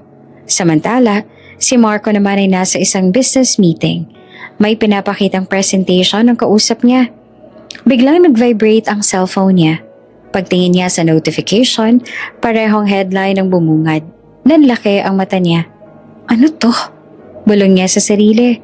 Lumabas agad siya ng conference room at sinagot ang tawag. Elena? Marco, nanginginig ang boses ng kapatid niya. Nakita mo ba yung balita? Oo, sagot ni Marco na halatang naguguluhan. Mukhang si nanay yun. Hindi naman nakapagsalita si Elena. Ilang segundo lang tumawag din si Rico. Kuya, ano yun? Sigaw nito sa kabilang linya. Bakit may ginto sa kubo ni Mama? Tahimik naman si Marco. Tumulong pawis sa noon niya kahit naka-aircon ang lugar. Hindi ko rin alam, sagot niya. Pero mukhang totoo. Paano nangyari to? Bakit ngayon lang lumabas? Ewan ko, tugon ni Marco. Pero mukhang buong lalawigan ay nakatingin na ngayon sa nanay natin. Hindi lang buong lalawigan, pati mga biyanan nila, pati mga kaibigan nila, pati mga katrabaho nila. Ilang oras lang matapos kumalat ang video, sunod-sunod ang tawag kay Elena mula sa biyanan niya. Elena anak, kailan ka pumunta sa probinsya? Tanong nito. Natigilan siya. Po, siguro po sa susunod na linggo. Puntahan mo ang nanay mo. Sabi ng biyanan, hindi maganda sa pangalan ng pamilya na iniwan natin ang isang matandang nanay sa ganyang kalagayan. Ang parehong sitwasyon ay nangyari rin kina Marco at Rico. Biglang nag-iba ang tono ng kanilang mga biyanan. Mula sa dati walang pakialam, ngayon ay may mga paalala, mga tanong at mga banayad na utos. Bakit naman ninyo iniwan ang nanay ninyo? Tanong ng biyanan ni Marco. Hindi matutuwa ang kliyente sa ganitong balita. Dagdag pa nito, para bang biglang naging mahalaga si Nanay Sofing. Hindi dahil sa ina siya, kundi dahil bahagi na siya ng isang kwentong may yaman. Habang sa syudad ay nagkakagulo ang tatlong magkakapatid, sa baryo naman ay mas dumarami ang taong gustong makakita kay Nanay Sofing. May nagdadala ng pagkain, may nagdadala ng tubig at may nag-aalok ng tulong. Ngunit may ilan din nagmamasid lang, nag-uusisa, nagbubulungan. May mga hindi rin maiwasang magtanong, Nanay, ibibigay mo ba sa anak mo ang ginto? Nanay, totoo bang mayaman ang asawa mo noon? Tulong po sana kami, Nanay. Napapagod na si Sofing sa kakasagot. Para sa kanya, parang nagbago ang mundo sa loob ng isang araw. Kahapon, iniwan siya. Ngayon, parang lahat gusto nang lumapit. Hindi niya alam kung matutuwa ba siya o lalong masasaktan. Sa gitna ng lahat ng to, isang bagay lang ang malinaw. Sa unang pagkakataon matapos silang iwanan, nalaman na ng mga anak ang katotohanan. Hindi na ito chismis. Hindi ito bulong-bulungan. Nakaukit ito sa buong social media. Napapanood na ito ng buong bayan. At sa sandaling iyon, hindi pa man nakakaharap si Sofing sa kanyang mga anak, ay nagsimula na ang unang kirot ng pagsisisi sa kanilang mga dibdib. Hindi pa man sumasapit ang gabi, sabay-sabay nang nagdesisyon ng tatlong magkakapatid na umuwi sa baryo. Hindi sila nag-usap ng personal, pero iisang dahilan lang ang nasa isip ng bawat isa. Kailangan nilang makita ang nanay nila at ang ginto. Si Elena ang unang dumating sa San Isidro. Hindi na siya nagpaligoy-ligoy pa. Mula sa syudad, tumiretso siya sa baryo, dala ang ilang kahon ng mamahaling prutas, vitamins at imported na delata. May kasama pa siyang isang bodyguard na pinilit ng biyanan niya. Pagbaba niya ng sasakyan, sinalubong siya ng mga taong nagkukumpulan sa paligid ng kubo ni Nanay Sofing. Ayan ang anak, bulong ng isa. Ngayon lang bumalik. Dagdag pa ng isa. Pinilit ni Elena na ngumiti habang lumalakad patungo sa kubo. Ngunit sa ilalim ng make-up at alahas, bakas ang kaba at takot sa kanya. Nakabantay pa rin ang mga barangay tanod sa paligid. Pagkatapos ng ilang minuto, dumating din si Marco sakay ang itim na van. May dala siyang mga mamahaling gamot. gatas at suplementong pangmatanda. Halatang nagmamadali siya. Pawis na pawis kahit naka-aircon ang sasakyan niya. At halos sabay din dumating si Rico. Sakay ng sports car, may bitbit namang branded na pagkain, cake at ilang paper bag na may suot pang matanda. Sa unang pagkakataon matapos ang napakaraming taon, muling nagkaharap ang tatlong magkakapatid sa harap ng kubo ng kanilang ina. Ngunit walang yakapan, walang kamustahan, walang pasensya na. Tanging mga bitbit na kahon ang unang ipinakita. Nakita ni Nanay Sophie ang mga anak niya mula sa loob ng kubo. Nakaupo siya sa isang bangko, balot ang kumot. Mahina pa rin ang katawan niya mula sa sakit at pagod. Nang makita niya ang tatlong anak, bumilis ang tibok ng puso niya. Halo ang saya at takot. Mga anak, mahina niyang tawag. Lumapit si Elena at agad na iniabot ang mga bitbit. Ma, eto po. Mga prutas, vitamins, gamot para gumaling ka kaagad. Sumunod si Marco. Ma, ito yung gatas na iniinom ng mga seniors sa city. Sabi ng doktor, maganda raw to. Inilapag ni Rico ang cake sa mesa. Ma, kakain ka ng matamis ha para magkaroon ka ng lakas. Tahimik lamang si Sofing. Hindi agad siya kumibo. Tiningnan niya ang mga anak na para bang mga estrangherong hindi niya kilala. Kahapon, mahina niyang sabi. Wala malang na isa sa inyong dumalaw nang may sakit ako. Nagkatinginan ng tatlo. Ma, pasensya na. Sagot naman ni Elena na pilit ang boses. Hindi lang talaga kami nakauwi agad. Nagkibit balikat naman si Marco. Marami kasing inhasikaso sa trabaho, ma. Pero ngayon, andito naman na kami. Tahimik si Sofing. Ramdam niyang kakaiba sa kilos ng mga anak niya. Masyadong mabait, masyadong maasikaso, masyadong biglaan. Hindi itong pagmamahal na hinihintay niya noon sa mga panahong nag-iisa siya. Sa labas ng kubo, nag-uumpukan ng mga kapitbahay. May mga nagmamasid sa bintana, may mga nagbubulungan. Ngayon sila bumalik, may ginto na. Kung wala ba yung kahon? Babalik ba yan sila? Biglang may dalang mamahalin. Dati nilugaw, hindi nila maipadala. Naririnig ng ilan sa mga anak ang mga bulong na yon. Pilit naman nilang ine-ignore pero ramdam nila ang bawat titig. Sa gitna ng katahimikan, si Marco ang unang sumubok magtanong. Ma, alanganing bungad niya. Nasaan po pala yung kahon? Sandaling natigilan si Sofing. Anong kahon? Tanong niya kahit alam niyang tinutukoy ng anak. Yung nahanap po sa ilalim ng kubo. Sagot ni Marco. Doon, biglang nag-iba ang mukha ng kanilang ina. Hindi galit, hindi rin tuwang-tuwa, kundi isang anyo ng pag-iingat. Bakit mo naman tinatanong yon? Tanong niya. Sumingit si Elena. Ma, gusto lang naming malaman kung okay lang ba lahat. Baka delikado po yan, baka kunin ng kung sino. Napangiti naman si Sofing, ngunit hindi ito ngiting masaya. Kahapon, ang iniisip ninyo kung sino makakakita sa akin sa syudad. Ngayon, ang iniisip ninyo ay kung sino ang kukuha ng ginto. Napayuko ang tatlo. Si Rico ang unang hindi nakapagpigil. Ma, mahina niyang sabi, hindi yan naman namin alam na may ganito pala. Hindi ko rin alam. Sagot naman ni Sofing. Ngayon ko lang din nalaman. Tahimik ang lahat. Biglang pumasok ang isang barangay tanod. Ma, secured na po yung kahon. May pulis na rin nagbabantay. Tumango si Sofing. Salamat. Nang umalis ang tanod, muling tumahimik ang loob ng kubo. Tiningnan ni Elena ang paligid, ang basag na dingding, ang sirang bubong, ang putik sa sahig. Sa unang pagkakataon, nakita niya ang tunay na kalagayan ng kanyang ina. Hindi sa litrato, hindi sa video, hindi sa headline, kundi sa mismong harap niya. Ma, nangingilid ang luha sa mata ni Elena. Ganito na pala kahirap ang kalagayan mo. Tahimik pa rin si Sofing. Hindi pa rin niya sinasagot ang tanong na nasa mata ng mga anak niya. Naririto ba sila dahil sa kanya? O dahil sa ginto? Lumipas ang ilang oras na magkakasama sila sa loob ng kubo. Pinilit ni Elena na pakainin ng prutas ang ina. Pinilit ni Marco na sukatin ang blood pressure nito. Pinilit ni Rico na pasayin siya sa pamamagitan ng cake. Ngunit kahit anong gawin nila, Ramdam ni Sofing ang layo ng damdamin ng mga anak niya. Wala sa kanila ang nagtanong, "Ma, kamusta ka nitong mga nakaraang taon?" Wala ang nagsabing, "Ma, patawad." Lahat ng tanong ay palaging patungkol sa ginto.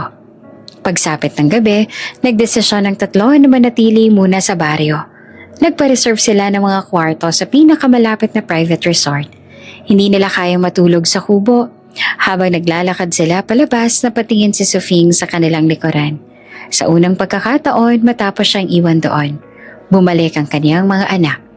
Ngunit sa puso niya, hindi pa rin siya sigurado kung ito na nga bang hinihintay niyang pagbabalik o simula lamang ng mas masakit na katotohanan. Kinabukasan, maagang nagising si Nanay Sofing. Tahimik ang paligid. Wala nang ingay ng mga taong nagkukumpulan kahapon. Tanging huni ng ibon at lagaslas ang hangin sa palayan ang naririnig niya. Nakapako ang tingin niya sa kisame ng kubo, sa mga butas na iniwan ng bagyo, sa mga yero na nakapatong na lamang pansamantala. Ang kanyang katawan ay mabigat pa rin, pero ang mas mabigat ay ang kanyang dibdib. Naalala niya ang mga anak niya kagabi. Ang dami nilang dala. Gamot, prutas, cake, gatas. Ngunit sa loob ng mahabang oras na magkakasama sila, ni isa sa kanila ay hindi nagtapos ang usapan sa salitang patawad.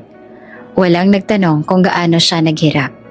Walang nagtanong kung ilang gabi siyang natulog na walang laman ng tiyan. Walang nagtanong kung ilang beses siyang tumawag at walang sumagot. Ang tanging bumabalik sa isip niya ay ang tanong ni Marco. "Ma, nasan po pala yung kahon?" Napapikit si Sofing. Doon niya unang naramdaman ng takot. Hindi takot sa magnanakaw. Hindi takot sa pulis. Kundi takot na baka ang mga anak niya mismo ang unang umagaw sa yaman na yon.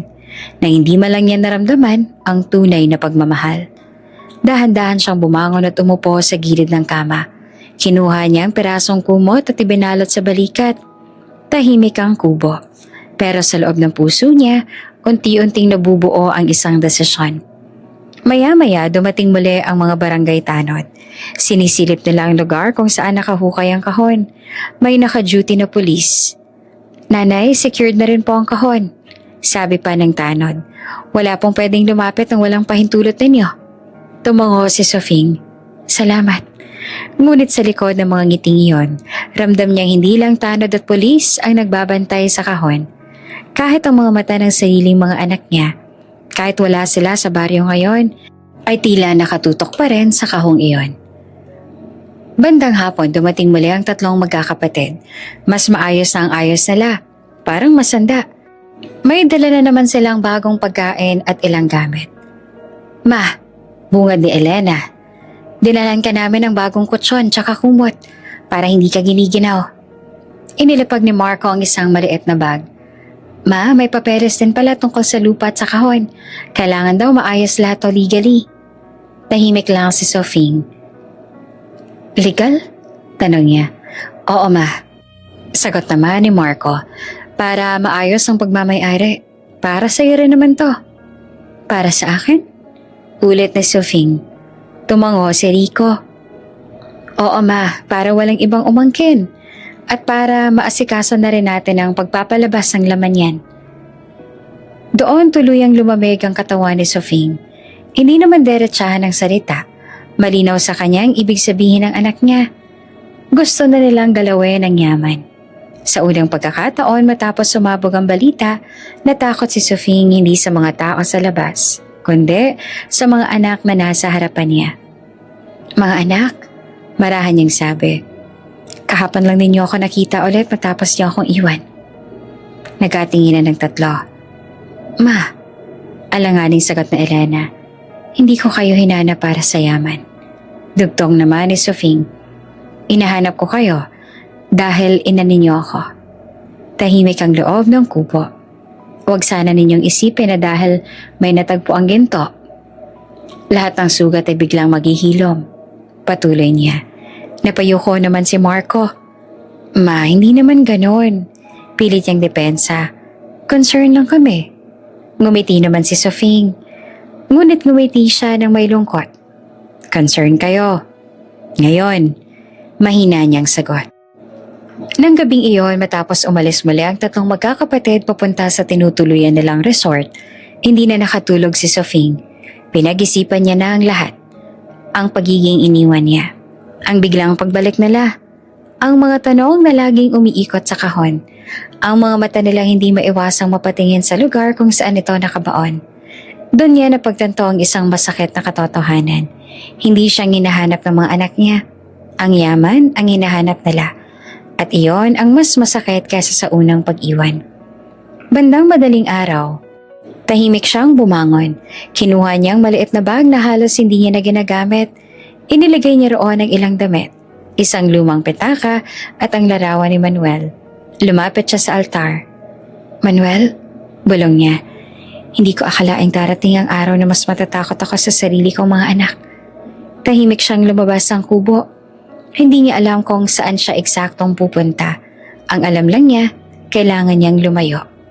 Kinabukasan, maagang dumating tatlong magkakapatid sa kubo. May dala silang almusal. Ngunit pagdating nila, walang sumalubong. Walang Nanay Sofing sa bangko. Walang mahinang boses na tatawag sa kanila. Tanging ang bukas sa pinto ng kubo. At ang altar na may iniwang sulat na nakapatong sa harap ng larawan ni Manuel. Kinuha ito ni Elena nang nanginginig ang kamay. "Mga anak, kung hinahanap ninyo ako dahil sa ginto, mas mabuti nang huwag ninyo akong hanapin. Mas gusto kong manatiling ina ninyo sa alaala, kaysa maging susi lamang sa yaman na hindi ko kailanman hiniling." Nanlaki ang mga mata ni Elena. "Ma, anong ibig niyo sabihin?" Nanginginig ang tanong. Napaupo naman si Marco sa bangko. "Umalis siya." Napatayo si Rico. Paano siyang umalis? Saan naman siya pupunta? Tahimik ang kubo. Wala na si Nanay Sofing. At sa unang pagkakataon, matapos ang kanilang pagbabalik, hindi dahil sa ginto, kundi dahil nga nawala ang ina. Saka palang tunay na tumino ang takot sa dibdib ng tatlong magkakapatid. Tahimik ang loob ng kubo matapos mabasa ni Elena, Marco at Rico ang iniwang sulat ng kanilang ina. Para silang binuhusan ng malamig na tubig.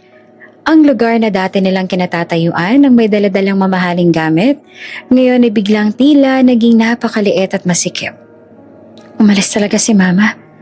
Mahina at halos pabulong na sabi ni Elena, habang hawak pa rin ang sulat. Hindi naman sumagot si Marco. Nakaupo siya sa bangko. Tulala. Parang doon lang tuluyang bumigat ang lahat ng nangyayari. Si Rico lang naglakad palabas. Halatang iritable. Hindi siya pwedeng umalis basta-basta. Delikado dito. Matanda na siya. Nagdesisyon siyang umalis dahil sa atin. Sagot ni Elena. Nanginginig ang boses. Hindi na sila kumibo. Sa gitna ng katahimikan, may isang mahinang ubong narinig nila mula sa labas. Nang lumingon sila sa may pintuan, nakita nila ang isang matandang lalaki na nakatayo roon, nakasandal sa tungkod. Maputi ang buhok at may linyang ukit sa mukha na dala ng mahabang panahon ng pagtatrabaho sa araw. Ito si Mang Idong. "Mga ihat iho." Mahinahon niyang sabi, "Pwede ba akong pumasok?" Tumango naman si Elena. "Opo, Mang Idong." Dahan-dahan pumasok ang matanda at naupo sa tabi ni Marco. Ilang sandali muna siyang tumahimik, tila inaayos ang mga sasabihin. "Alam kong hinahanap ninyo ngayon ang nanay ninyo," panimula niya. "Pero bago kayo maghanap, kailangan niyong malaman ang buong katotohanan." Nagkatinginan ng tatlong magkakapatid. Ano pong katotohanan?" Tanong ni Rico. Huminga ng malalim si Mang Idong. "Tungkol sa inyong ama, tungkol sa ginto. Tungkol sa lahat ng iniwan niyang hindi niya nalaman." Noong kabataan pa ni Manuel, simula ni Mang Idong, anak siya ng pinakamayamang angkan sa lalawigan. May lupa, may negosyo, may mansyon. Ay lahat na yata halos nasa kanila na. Nanlaki ang mata ni Elena. "Ibig niyong sabihin, mayaman talaga si Papa?" Tumango ang matanda. "Hindi lang basta mayaman, isa siya sa mga tagapagmana." Napaupo ng diretso si Marco. "Kung ganon, bakit kami namuhay na parang walang-wala?" Napabuntong hininga si Mang Idong. Dahil iniwan niya ang lahat para sa nanay ninyo. Tahimik ang loob ng kubo. Pinili ni Manuel ang pag-ibig kesa sa yaman. Patuloy pa ng matanda. Hiningi ng pamilya niya na iwan niya si Sofing dahil walang ibubuga. Sabi nila, pero hindi siya pumayag. Mas pinili niya ang maging mahirap kasama ang babae na mahal niya kesa maging mayaman ng walang puso niya. Napayuko si Elena. Biglang bumalik sa isip niya ang mga salitang binitiwan niya noon sa ina. Hindi ka bagay sa mundo namin. Mabigat ang dating sa kanya ngayon. Yung ginto na nahanap sa ilalim ng kubo, sabi pa ni Mang Idong. Bahagi ng pamana na itinabi ni Manuel bago tuluyang putulin ang ugnayan niya sa angkan niya. Hindi niya iyon ginamit para sa sarili niya. Hindi rin niya iyon ginamit para sa mga luho. Inilaan niya iyon para kay Sofing sakaling dumating ang araw na wala na siya at mahirapan ng pamilya. Tahimik si Marco. Ibig sabihin, hindi pala aksidente yung napunta doon ng ginto. Hindi yun aksidente, sagot ng matanda. Sadyang ibinuon niya yon bilang huling proteksyon para sa inyong ina. Tumango si Mang Idong at tinapik ang sahig ng kubo. Dito mismo, dito siya naghukay. Ako pang tumulong sa kanya noong gabing yon. Napatayo si Rico. Ikaw palang may alam nito? Oo, sagot ni Mang Idong. Pero hindi ko pwedeng sabihin kay Sofing. Iyan ang biling ni Manuel sa akin. Ayaw niyang umasa sa ginto ang babaeng mahal niya. Gusto niyang ang yaman ay dumating lang kung kailan talagang kinakailangan. Napatakip si Elena sa bibig niya. Ngayon niya lang nauunawaan kung bakit kahit sobrang hirap ang buhay nila noon ay hindi kailanman humingi ng tulong si Manuel sa mayamang pamilya niya. Tahimik muna ang lahat bago muling nagsalita si Mang Idong. Pero ang pinakamalungkot sa lahat, sabi niya, ay hindi ang iniwan ninyong nanay ninyo, kundi ang iniwan ninyo ang taong sinadya ng ama ninyo na ipaglaban kahit isuko pa niya ang buong mundo. Napasinghap si Elena. Ibig niya sabihin, kaming tumalikod sa pinili ni Papa. Tumango si Mang Idong. Hindi si Sofing ang mahirap. Kayo ang iniwan ng ama niyo ang yaman dahil mas pinili niya ang pag-ibig. Parang may bumagsak na mabigat na bato sa dibdib ng tatlong magkakapatid. Napaupo si Rico sa bangko. Kami ang nahiyang ipakilala ang mama namin. Si Marco naman ay napahawak sa noo. Kami ang nagsabing hindi siya bagay sa mundo namin. At si Elena tuluyan na ang napaluha. Kami ang nagtaboy sa babaeng pinili ng papa namin kesa sa yaman. Sa unang pagkakataon, hindi na lang ginto ang nasa isip ng tatlong magkakapatid. Hindi na rin social image. Hindi na rin biyanan. Kundi ang katotohanang sila mismong kumontra sa mismong desisyong ipinaglaban ng kanilang ama hanggang sa kamatayan. Nasaan si mama ngayon? Mahina ng tanong ni Marco. Umiling si Mang Idong. Hindi ko alam. Umalis siya ng madaling araw. May dala lang na maliit na bag. Hindi malang nagpaalam sa akin. Delikado na siyang maglakad mag-isa. Wika ni Rico. Mas delikado sa kanyang manatili sa isang lugar kung saan pakiramdam niya hindi na siya hinahanap bilang ina. Sagot ng matanda. Muling bumalik ang katahimikan. Sa loob ng ilang minuto, walang nagsalita. Tanging ang mahina at mabigat na paghinga ng tatlong magkakapatid ang maririnig. Sa unang pagkakataon, hindi dahil sa yaman, kundi dahil sa buong katotohanan. Sila ay tunay na napahiya sa kanilang sarili. At ngayon, mas malinaw na sa kanila kung bakit lumayo si Nanay Sofing. Hindi para magtago sa kanila, kundi para protektahan ang huling peraso ng dignidad na natitira sa kanya. Hindi nagtagal matapos ang pag-alis si Nanay Sofing, ang balitang kumalat sa baryo ay hindi na lamang tungkol sa ginto, kundi tungkol sa buong katotohanan ng pamilya nila. May bagong video na namang umiikot sa social media. Isang maikling interview kay Mang Idong. Naroon ang kanyang mabagal na pagsasalita. Pinili ni Manuel ang pag-ibig kesa sa yaman. Iniwan niya ang kanila dahil kay Sofing. Ang ginto, back up lang iyon para sa kanya. Hindi yan para sa mga anak na tumalikod sa sarili nilang ina. Sa loob ng ilang oras, pumutok ang bagong balita. Mga anak, tinakwil ang inang pinag-alayan ng yaman ng ama. Nag-iba ang tono ng mga komento. Dati, grabe ang swerte ni nanay. Parang pelikula. Ngayon, ang sasahol ng mga anak. Pera lang pala ang habol. Kawawa naman ang nanay, ginawang susi sa kayamanan. Sa lungsod, sabay-sabay binuksan ni Elena, Marco at Rico ang mga cellphone nila. At sabay-sabay din nilang nakita ang pagbagsak ng kanilang pangalan. Nasa bahay si Elena ng biyenan niya nang tuluyang sumabog ang balita. May dalawa siyang kakilala na nagpadala sa kanya ng parehong link ng video. Anak, malamig na sabi ng biyenan niya. Totoo bang iniwan ninyo ang nanay ninyo sa baryo? Nanlambot ang tuhod ni Elena. Po, hindi po ganun ang nangyari. Hindi ako nagtatanong para makipagdebate. Matigas sa sagot ng biyenan. Ang pangalan ng pamilya natin ay nadudungisan sa internet. Iniisip ng lahat na gumagamit tayo ng yaman ng isang inang itinakwil. Napayuko si Elena. Titigil ka muna sa lahat ng events. Patuloy ng biyenan. Huwag ka munang haharap sa publiko. At tungkol sa posisyon mo sa foundation, pag-iisipan ko pa.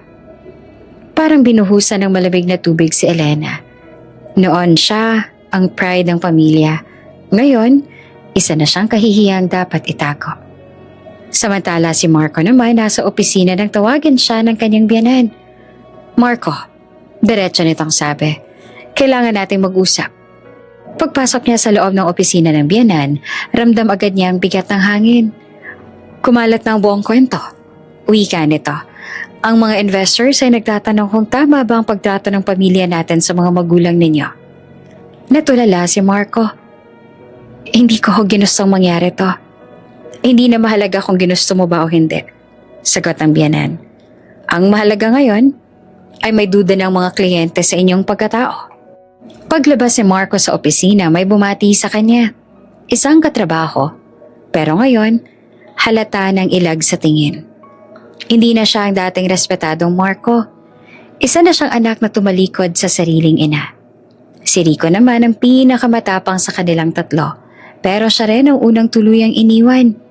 Nasa bahay siya ng asawa niya nang humarap sa kanyang biyenan. Anak, malamig na sabi nito. Hindi kita maaaring ipagtanggol sa nangyayari ngayon. Ano pong ibig niyong sabihin? Tanong ni Rico. Ayaw ng pamilya naming madawit sa iskandalong ito. Sagot ng matanda. Hindi maganda sa negosyo. Hindi maganda sa pangalan. Kinabukasan, umalis ang asawa ni Rico pabalik sa bahay ng mga magulang nito. Walang drama, walang sigawan. Isa lang ang iniwan nitong mensahe. Kailangan kong protektahan ang apelyido ng pamilya ko. Naiwan si Rico sa loob ng bahay. Nag-iisa, hawak ang cellphone. Paulit-ulit na binabasa ang mga komentong bumabatikos sa kanya. Dati, siya ang mayabang. Ngayon, siya na ang pinagtatawanan. Sa loob lamang ng 2 araw, nawala ang mga party. Nawala ang mga imbitasyon. Nawala ang mga tawag mula sa mga kaibigan. Lahat ng dating nakapaligid sa kanila dahil sa status, isa-isang naglaho. Si Elena, hindi na inimbitahan sa mga social gathering. Si Marco, nilagyan ng limitasyon sa kanyang mga proyekto. Si Rico ay tuluyang nawala sa sentro ng social circle ng asawa niya. Ang dating mundo na ipinagpalit nila sa kanilang ina, ngayon ay unti-unti nang ipinagpapalit din sila. Dahil sa mga nangyayari, nagpa siya ang 3 magkakapatid na bumalik sa baryo. Umaasang mari-repair pa nila ang lahat. Pagdating nila sa San Isidro, sinalubong sila ng mga matang hindi na tulad ng dati. May mga nakatingin na sa kanila ng diretsyo. May mga nagbubulong. May mga hindi na umiimik. Lumapit agad sa kubo. Ngunit wala pa roon si Nanay Sofing. Walang lampara, walang bangko sa harap. Tahimik. Nasaan si Mama? Tanong ni Elena sa isang kapitbahay. Umalis siya, diretsyo nitong sagot. At mukhang ayaw na kayong makita. Napatakip si Elena sa bibig niya. Napaupo si Rico sa isang bato. Napahawak si Marco sa dibdib niya. Sa unang pagkakataon, hindi sila napahiya dahil wala silang pera. Hindi dahil wala silang tirahan. Hindi dahil wala silang koneksyon, napahiya sila dahil nakita ng buong mundo kung paano nila trinato ang kanilang ina. Isang lalaking may hawak ng cellphone ang lumapit at kumuha ng litrato sa kanila. Para sa content lang, sabi nito.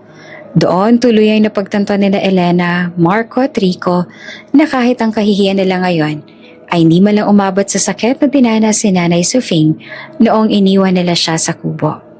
Sa pagbabalik nila sa sasakyan ng gabing yon, walang nagsalita, walang sisi, walang palusot, walang yabang, tanging mabigat na katahimikan.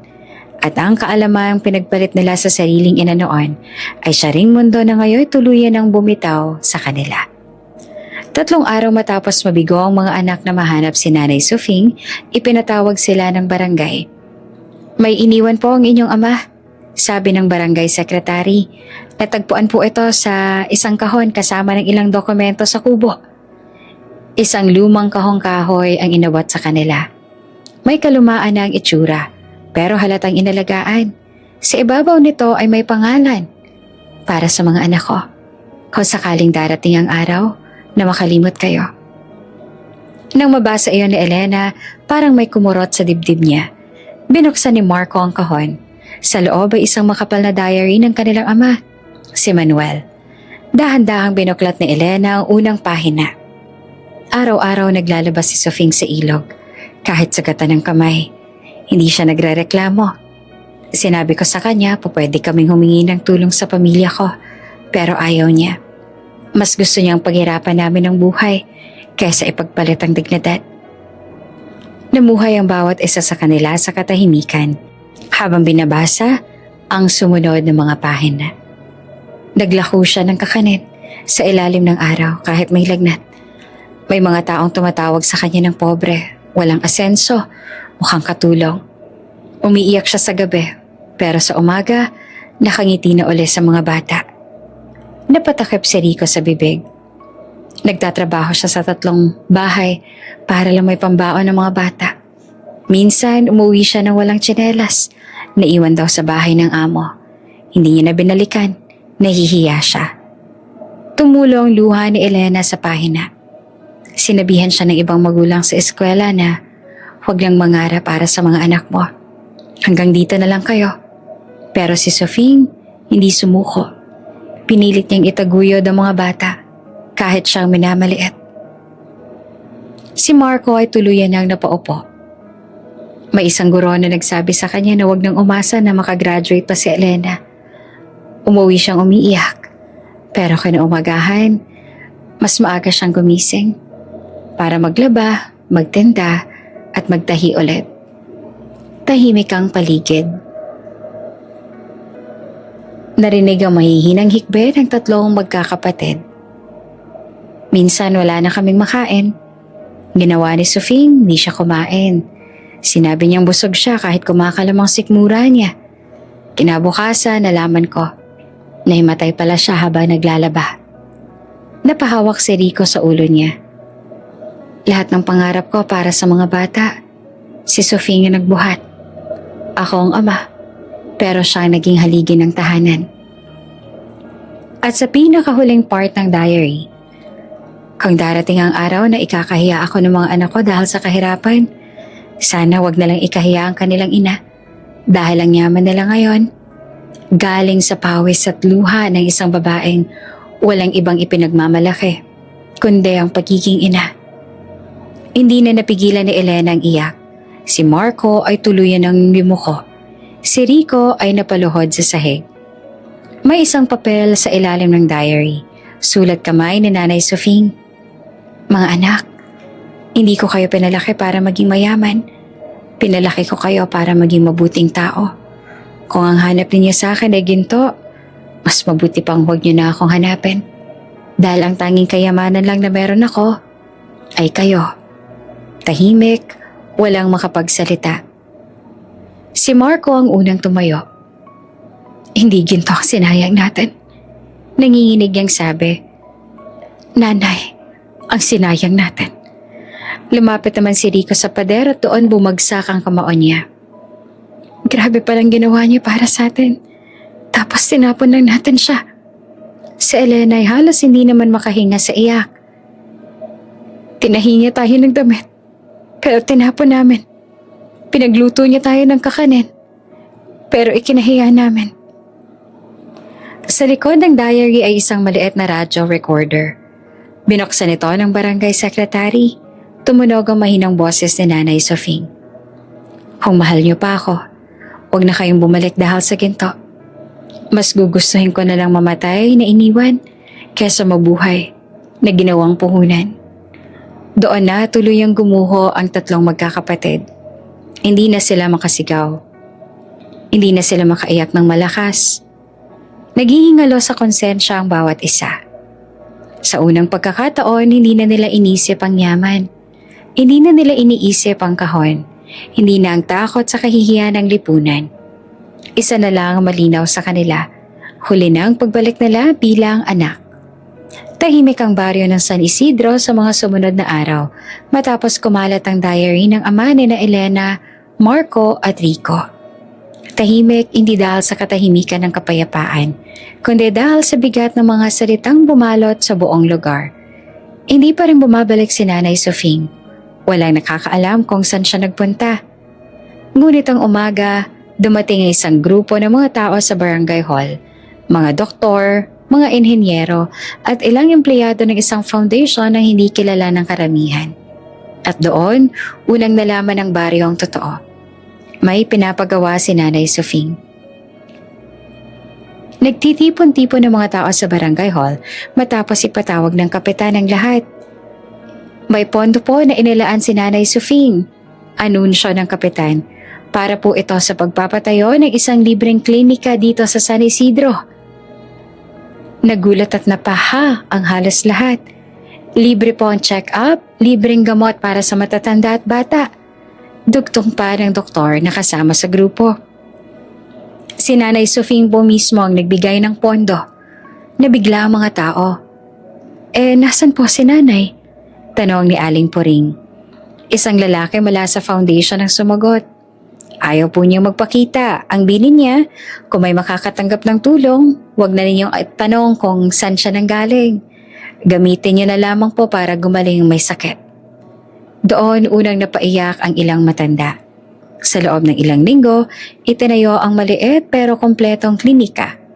May 2 kwarto, may maliit na butika, may oxygen tank at may isang regular na nurse. Para sa baryong dati kailangan maglakad ng oras para makapunta sa ospital, parang himala ang nangyari. Hindi pa man natatapos ang klinika, dumating muli ang balita. May ipinatatayong 2 silid-aralan si Nanay Sofing. Para sa mga batang dati nagsisiksikan sa isang kwarto. Para sa mga batang nag-aaral sa sahig. Para sa mga batang katulad ng mga anak niya noon, walang pambili ng gamit pero may pangarap. Hindi raw po kaya ng konsensya ni Nanay Sofing na may batang maghihirap sa pag-aaral tulad ng dinanas sa mga anak niya. Paliwanag ng guro. Isang beses sa isang buwan may dumadating na truck sa baryo. May dala itong bigas, delata, gatas, gamot sa alta presyon, gamot sa rayuma. Libreng binibigay sa mga matatandang kapos sa buhay. Ang tanong ng lahat, saan galing to? Sagot ng barangay, kay Nanay Sofing. Pero wala na si Nanay Sofing. Hindi siya nagpipicture, hindi siya nag-aabot ng personal, hindi siya nagpapasalamat. Tahimik lang niyang binibigay. Nang mabalitaan ni na Elena, Marco at Rico ang sunod-sunod na proyekto, tuluyan na silang natahimik. Hindi niya ginamit ang ginto para magigante. Mahinang sabet na Elena. Ginamit niya yun para magbigay. Dugtong ni Marco. Si Rico ay halos hindi naman makatingin sa kanila. Hindi pala para sa atin ang kayamanan. Tahimik silang tatlo. Mas mabigat ito kaysa sa kahihiyan. Mas mabigat ito kaysa sa pag-iwan ng mga biyanan. Dahil ngayon, alam nila. Hindi na sila kasama sa plano ng ina sa pagmamahal niya sa mundo. Dumating ang balita mula sa barangay ng Karatig Bayan. May isang matandang babaeng tumutulong bilang voluntaryo sa isang maliit na charity home para sa mga iniwang matatanda. Hindi siya nagpapakilala. Lagi siyang nakasalbabida sa ulo. Tahimik, pero mahilig magluluto para sa iba. at tinawag siyang nanay. Doon nila napagtantong baka nandun si Nanay Sofing. Samantala sa San Isidro, unti-unti namang nagbago ang baryo. May libre ng gamutan, may bagong silid-aralan, may regular na ayuda sa mga matatanda, may malinis na poso ng tubig. At sa bawat proyektong natatapos, iisa lang ang sinasabi ng mga tao. Hindi pala ginto ang buhay na yaman ni Nanay Sofing, kundi ang puso niya. Sa isang gabi nagkita-kita ang tatlong magkakapatid. Wala tayong karapatang humingi ng kahit ano, sabi ni Marco. Hindi tayo iniwan ni Mama. Tugon ni Rico. Tayong unang umalis. Si Elena naman naiyak ng iyak. Ngayon ko lang talaga nakita kung gaano siya kadakila. Tahimik ang gabi. Tahimik din ang konsensya nila. Sa isang maliit na charity home, may isang matandang babaeng nakaupo sa tabi ng bintana. Nakatanaw sa mga batang naglalaro. Ngumiti siya, tahimik, payapa. At sa unang pagkakataon matapos ang lahat, hindi na siya ina ng 3 anak, kundi ina ng buong baryo. Tahimik ang umaga sa maliit na charity home kung saan naninirahan si Nanay Sofing. Nakaupo siya sa isang kahoy na upuan na may bintana. Pinagmamasa ng mga matatandang kapwa niya voluntaryong inaalagaan. Tahimik lang siya. Palaging handang tumulong mag-abot ng tubig, magpunas ng noo, magluto ng sabaw. Ngunit sa umagang iyon, bigla siyang napahawak sa dibdib niya. Nanay, okay lang po kayo? Tanong ng isang voluntaryo. Hindi naman agad nakasagot si Sofing. Nanlamig ang kanyang mga kamay. Nahilo siya. Umikot ang paningin. Bigla siyang napuupong muli. Hingal na hingal. Parang nahihirapan akong huminga. Mahina niyang sabi. Agad siyang dinala sa pinakamalapit na ospital. Sa ospital, nakahiga si Nanay Sofing sa puting kama. May dextrose sa braso. Tahimik ang kwarto. Tanging tunog ng machine ang maririnig. Ayon sa doktor, bumigay ang kanyang katawan dahil sa labis na pagod, kalungkutan at edad. Matanda na po siya. Sabi ng doktor sa mga kasamang volunteer, kailangan ninyo nang ipagbigay alam sa pamilya. Tahimik ang lahat. Ilang oras ang lumipas bago tuluyang nakaabot ang balita sa 3 magkakapatid. Si Elena ang unang gumalaw.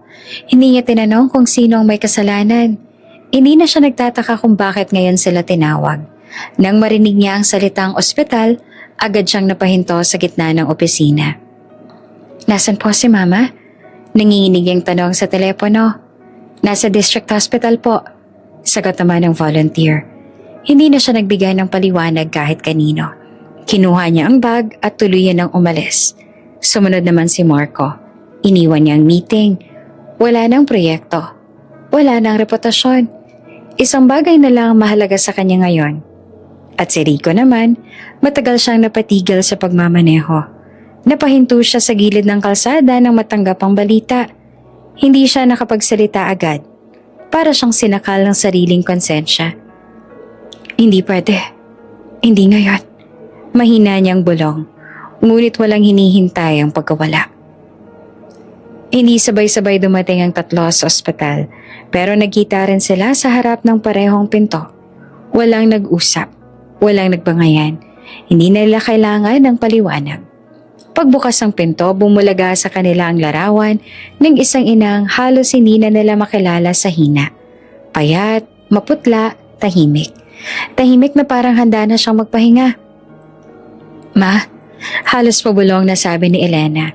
Namulatan ng bahagya ang mata ni Sofing. Napalingon siya sa direksyon ng tinig. Sandaling natigilan.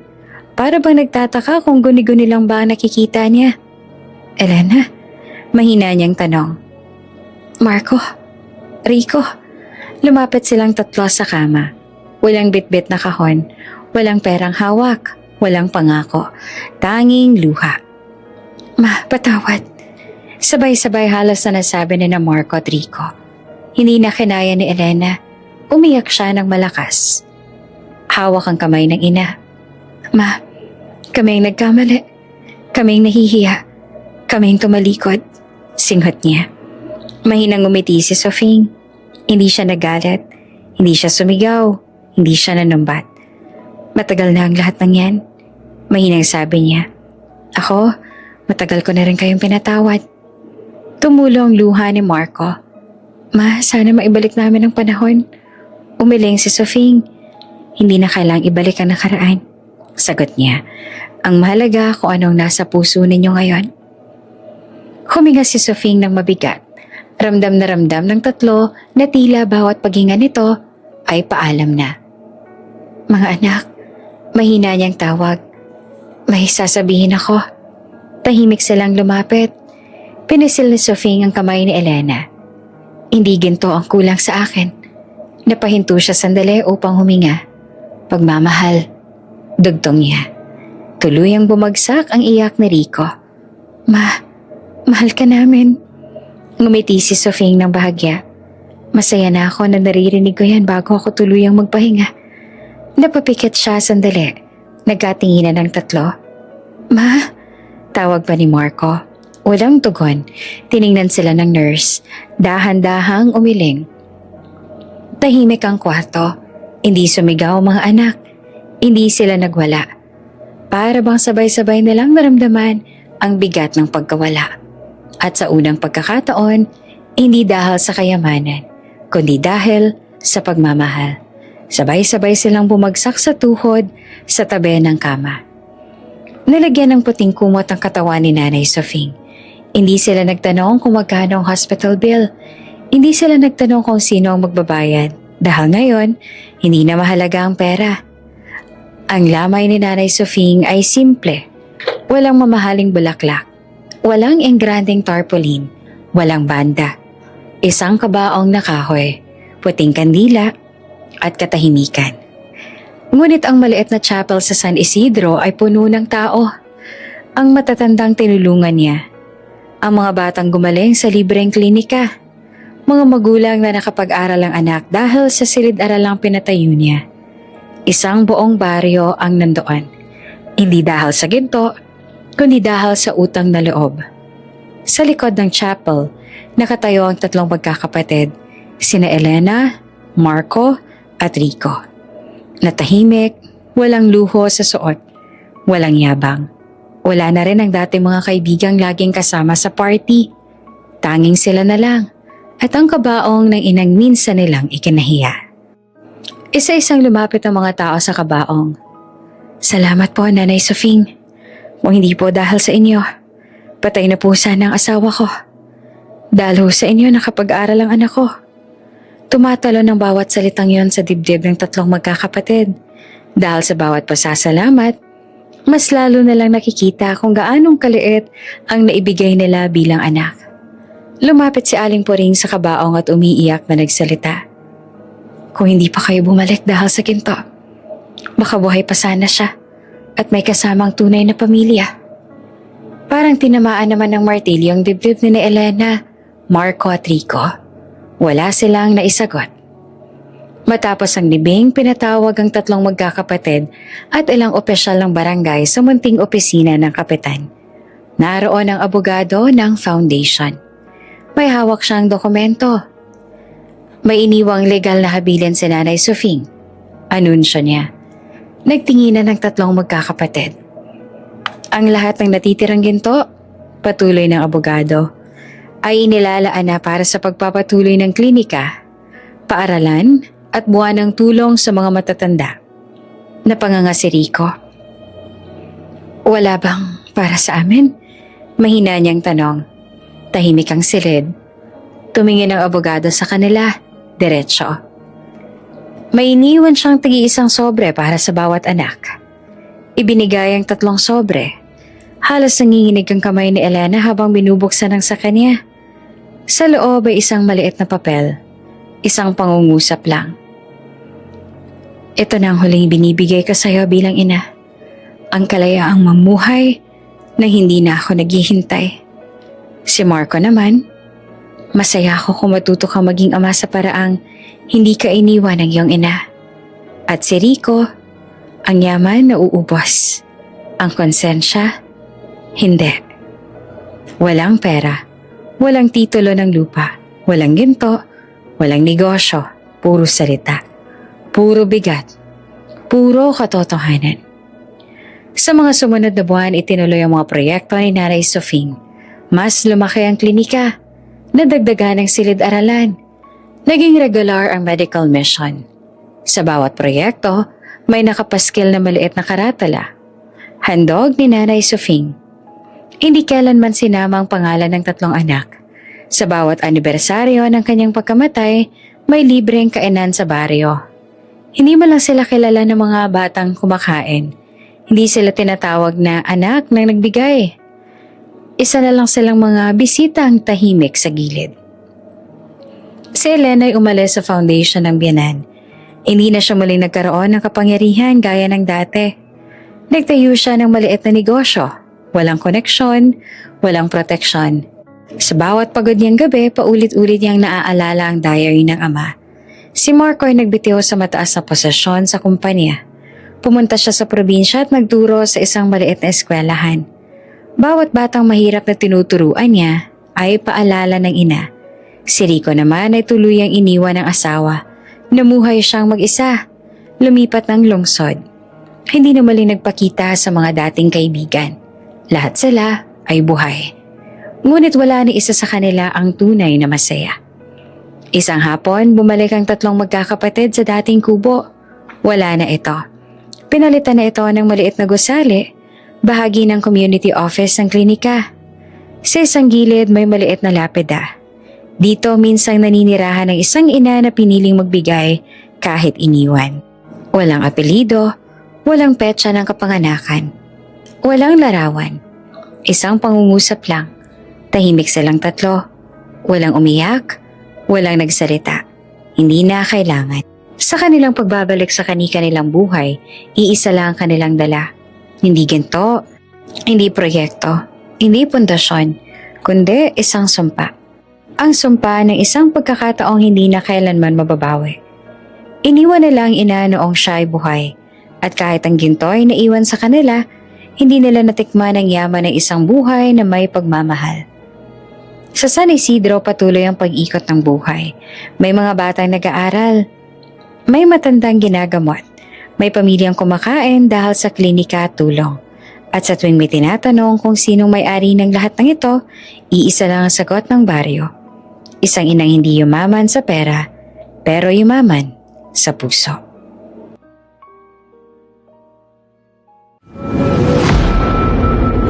Bago ka pa lang sa channel na ito, Ate Jane TV, huwag kalimutang pindutin ang notification bell and subscribe button.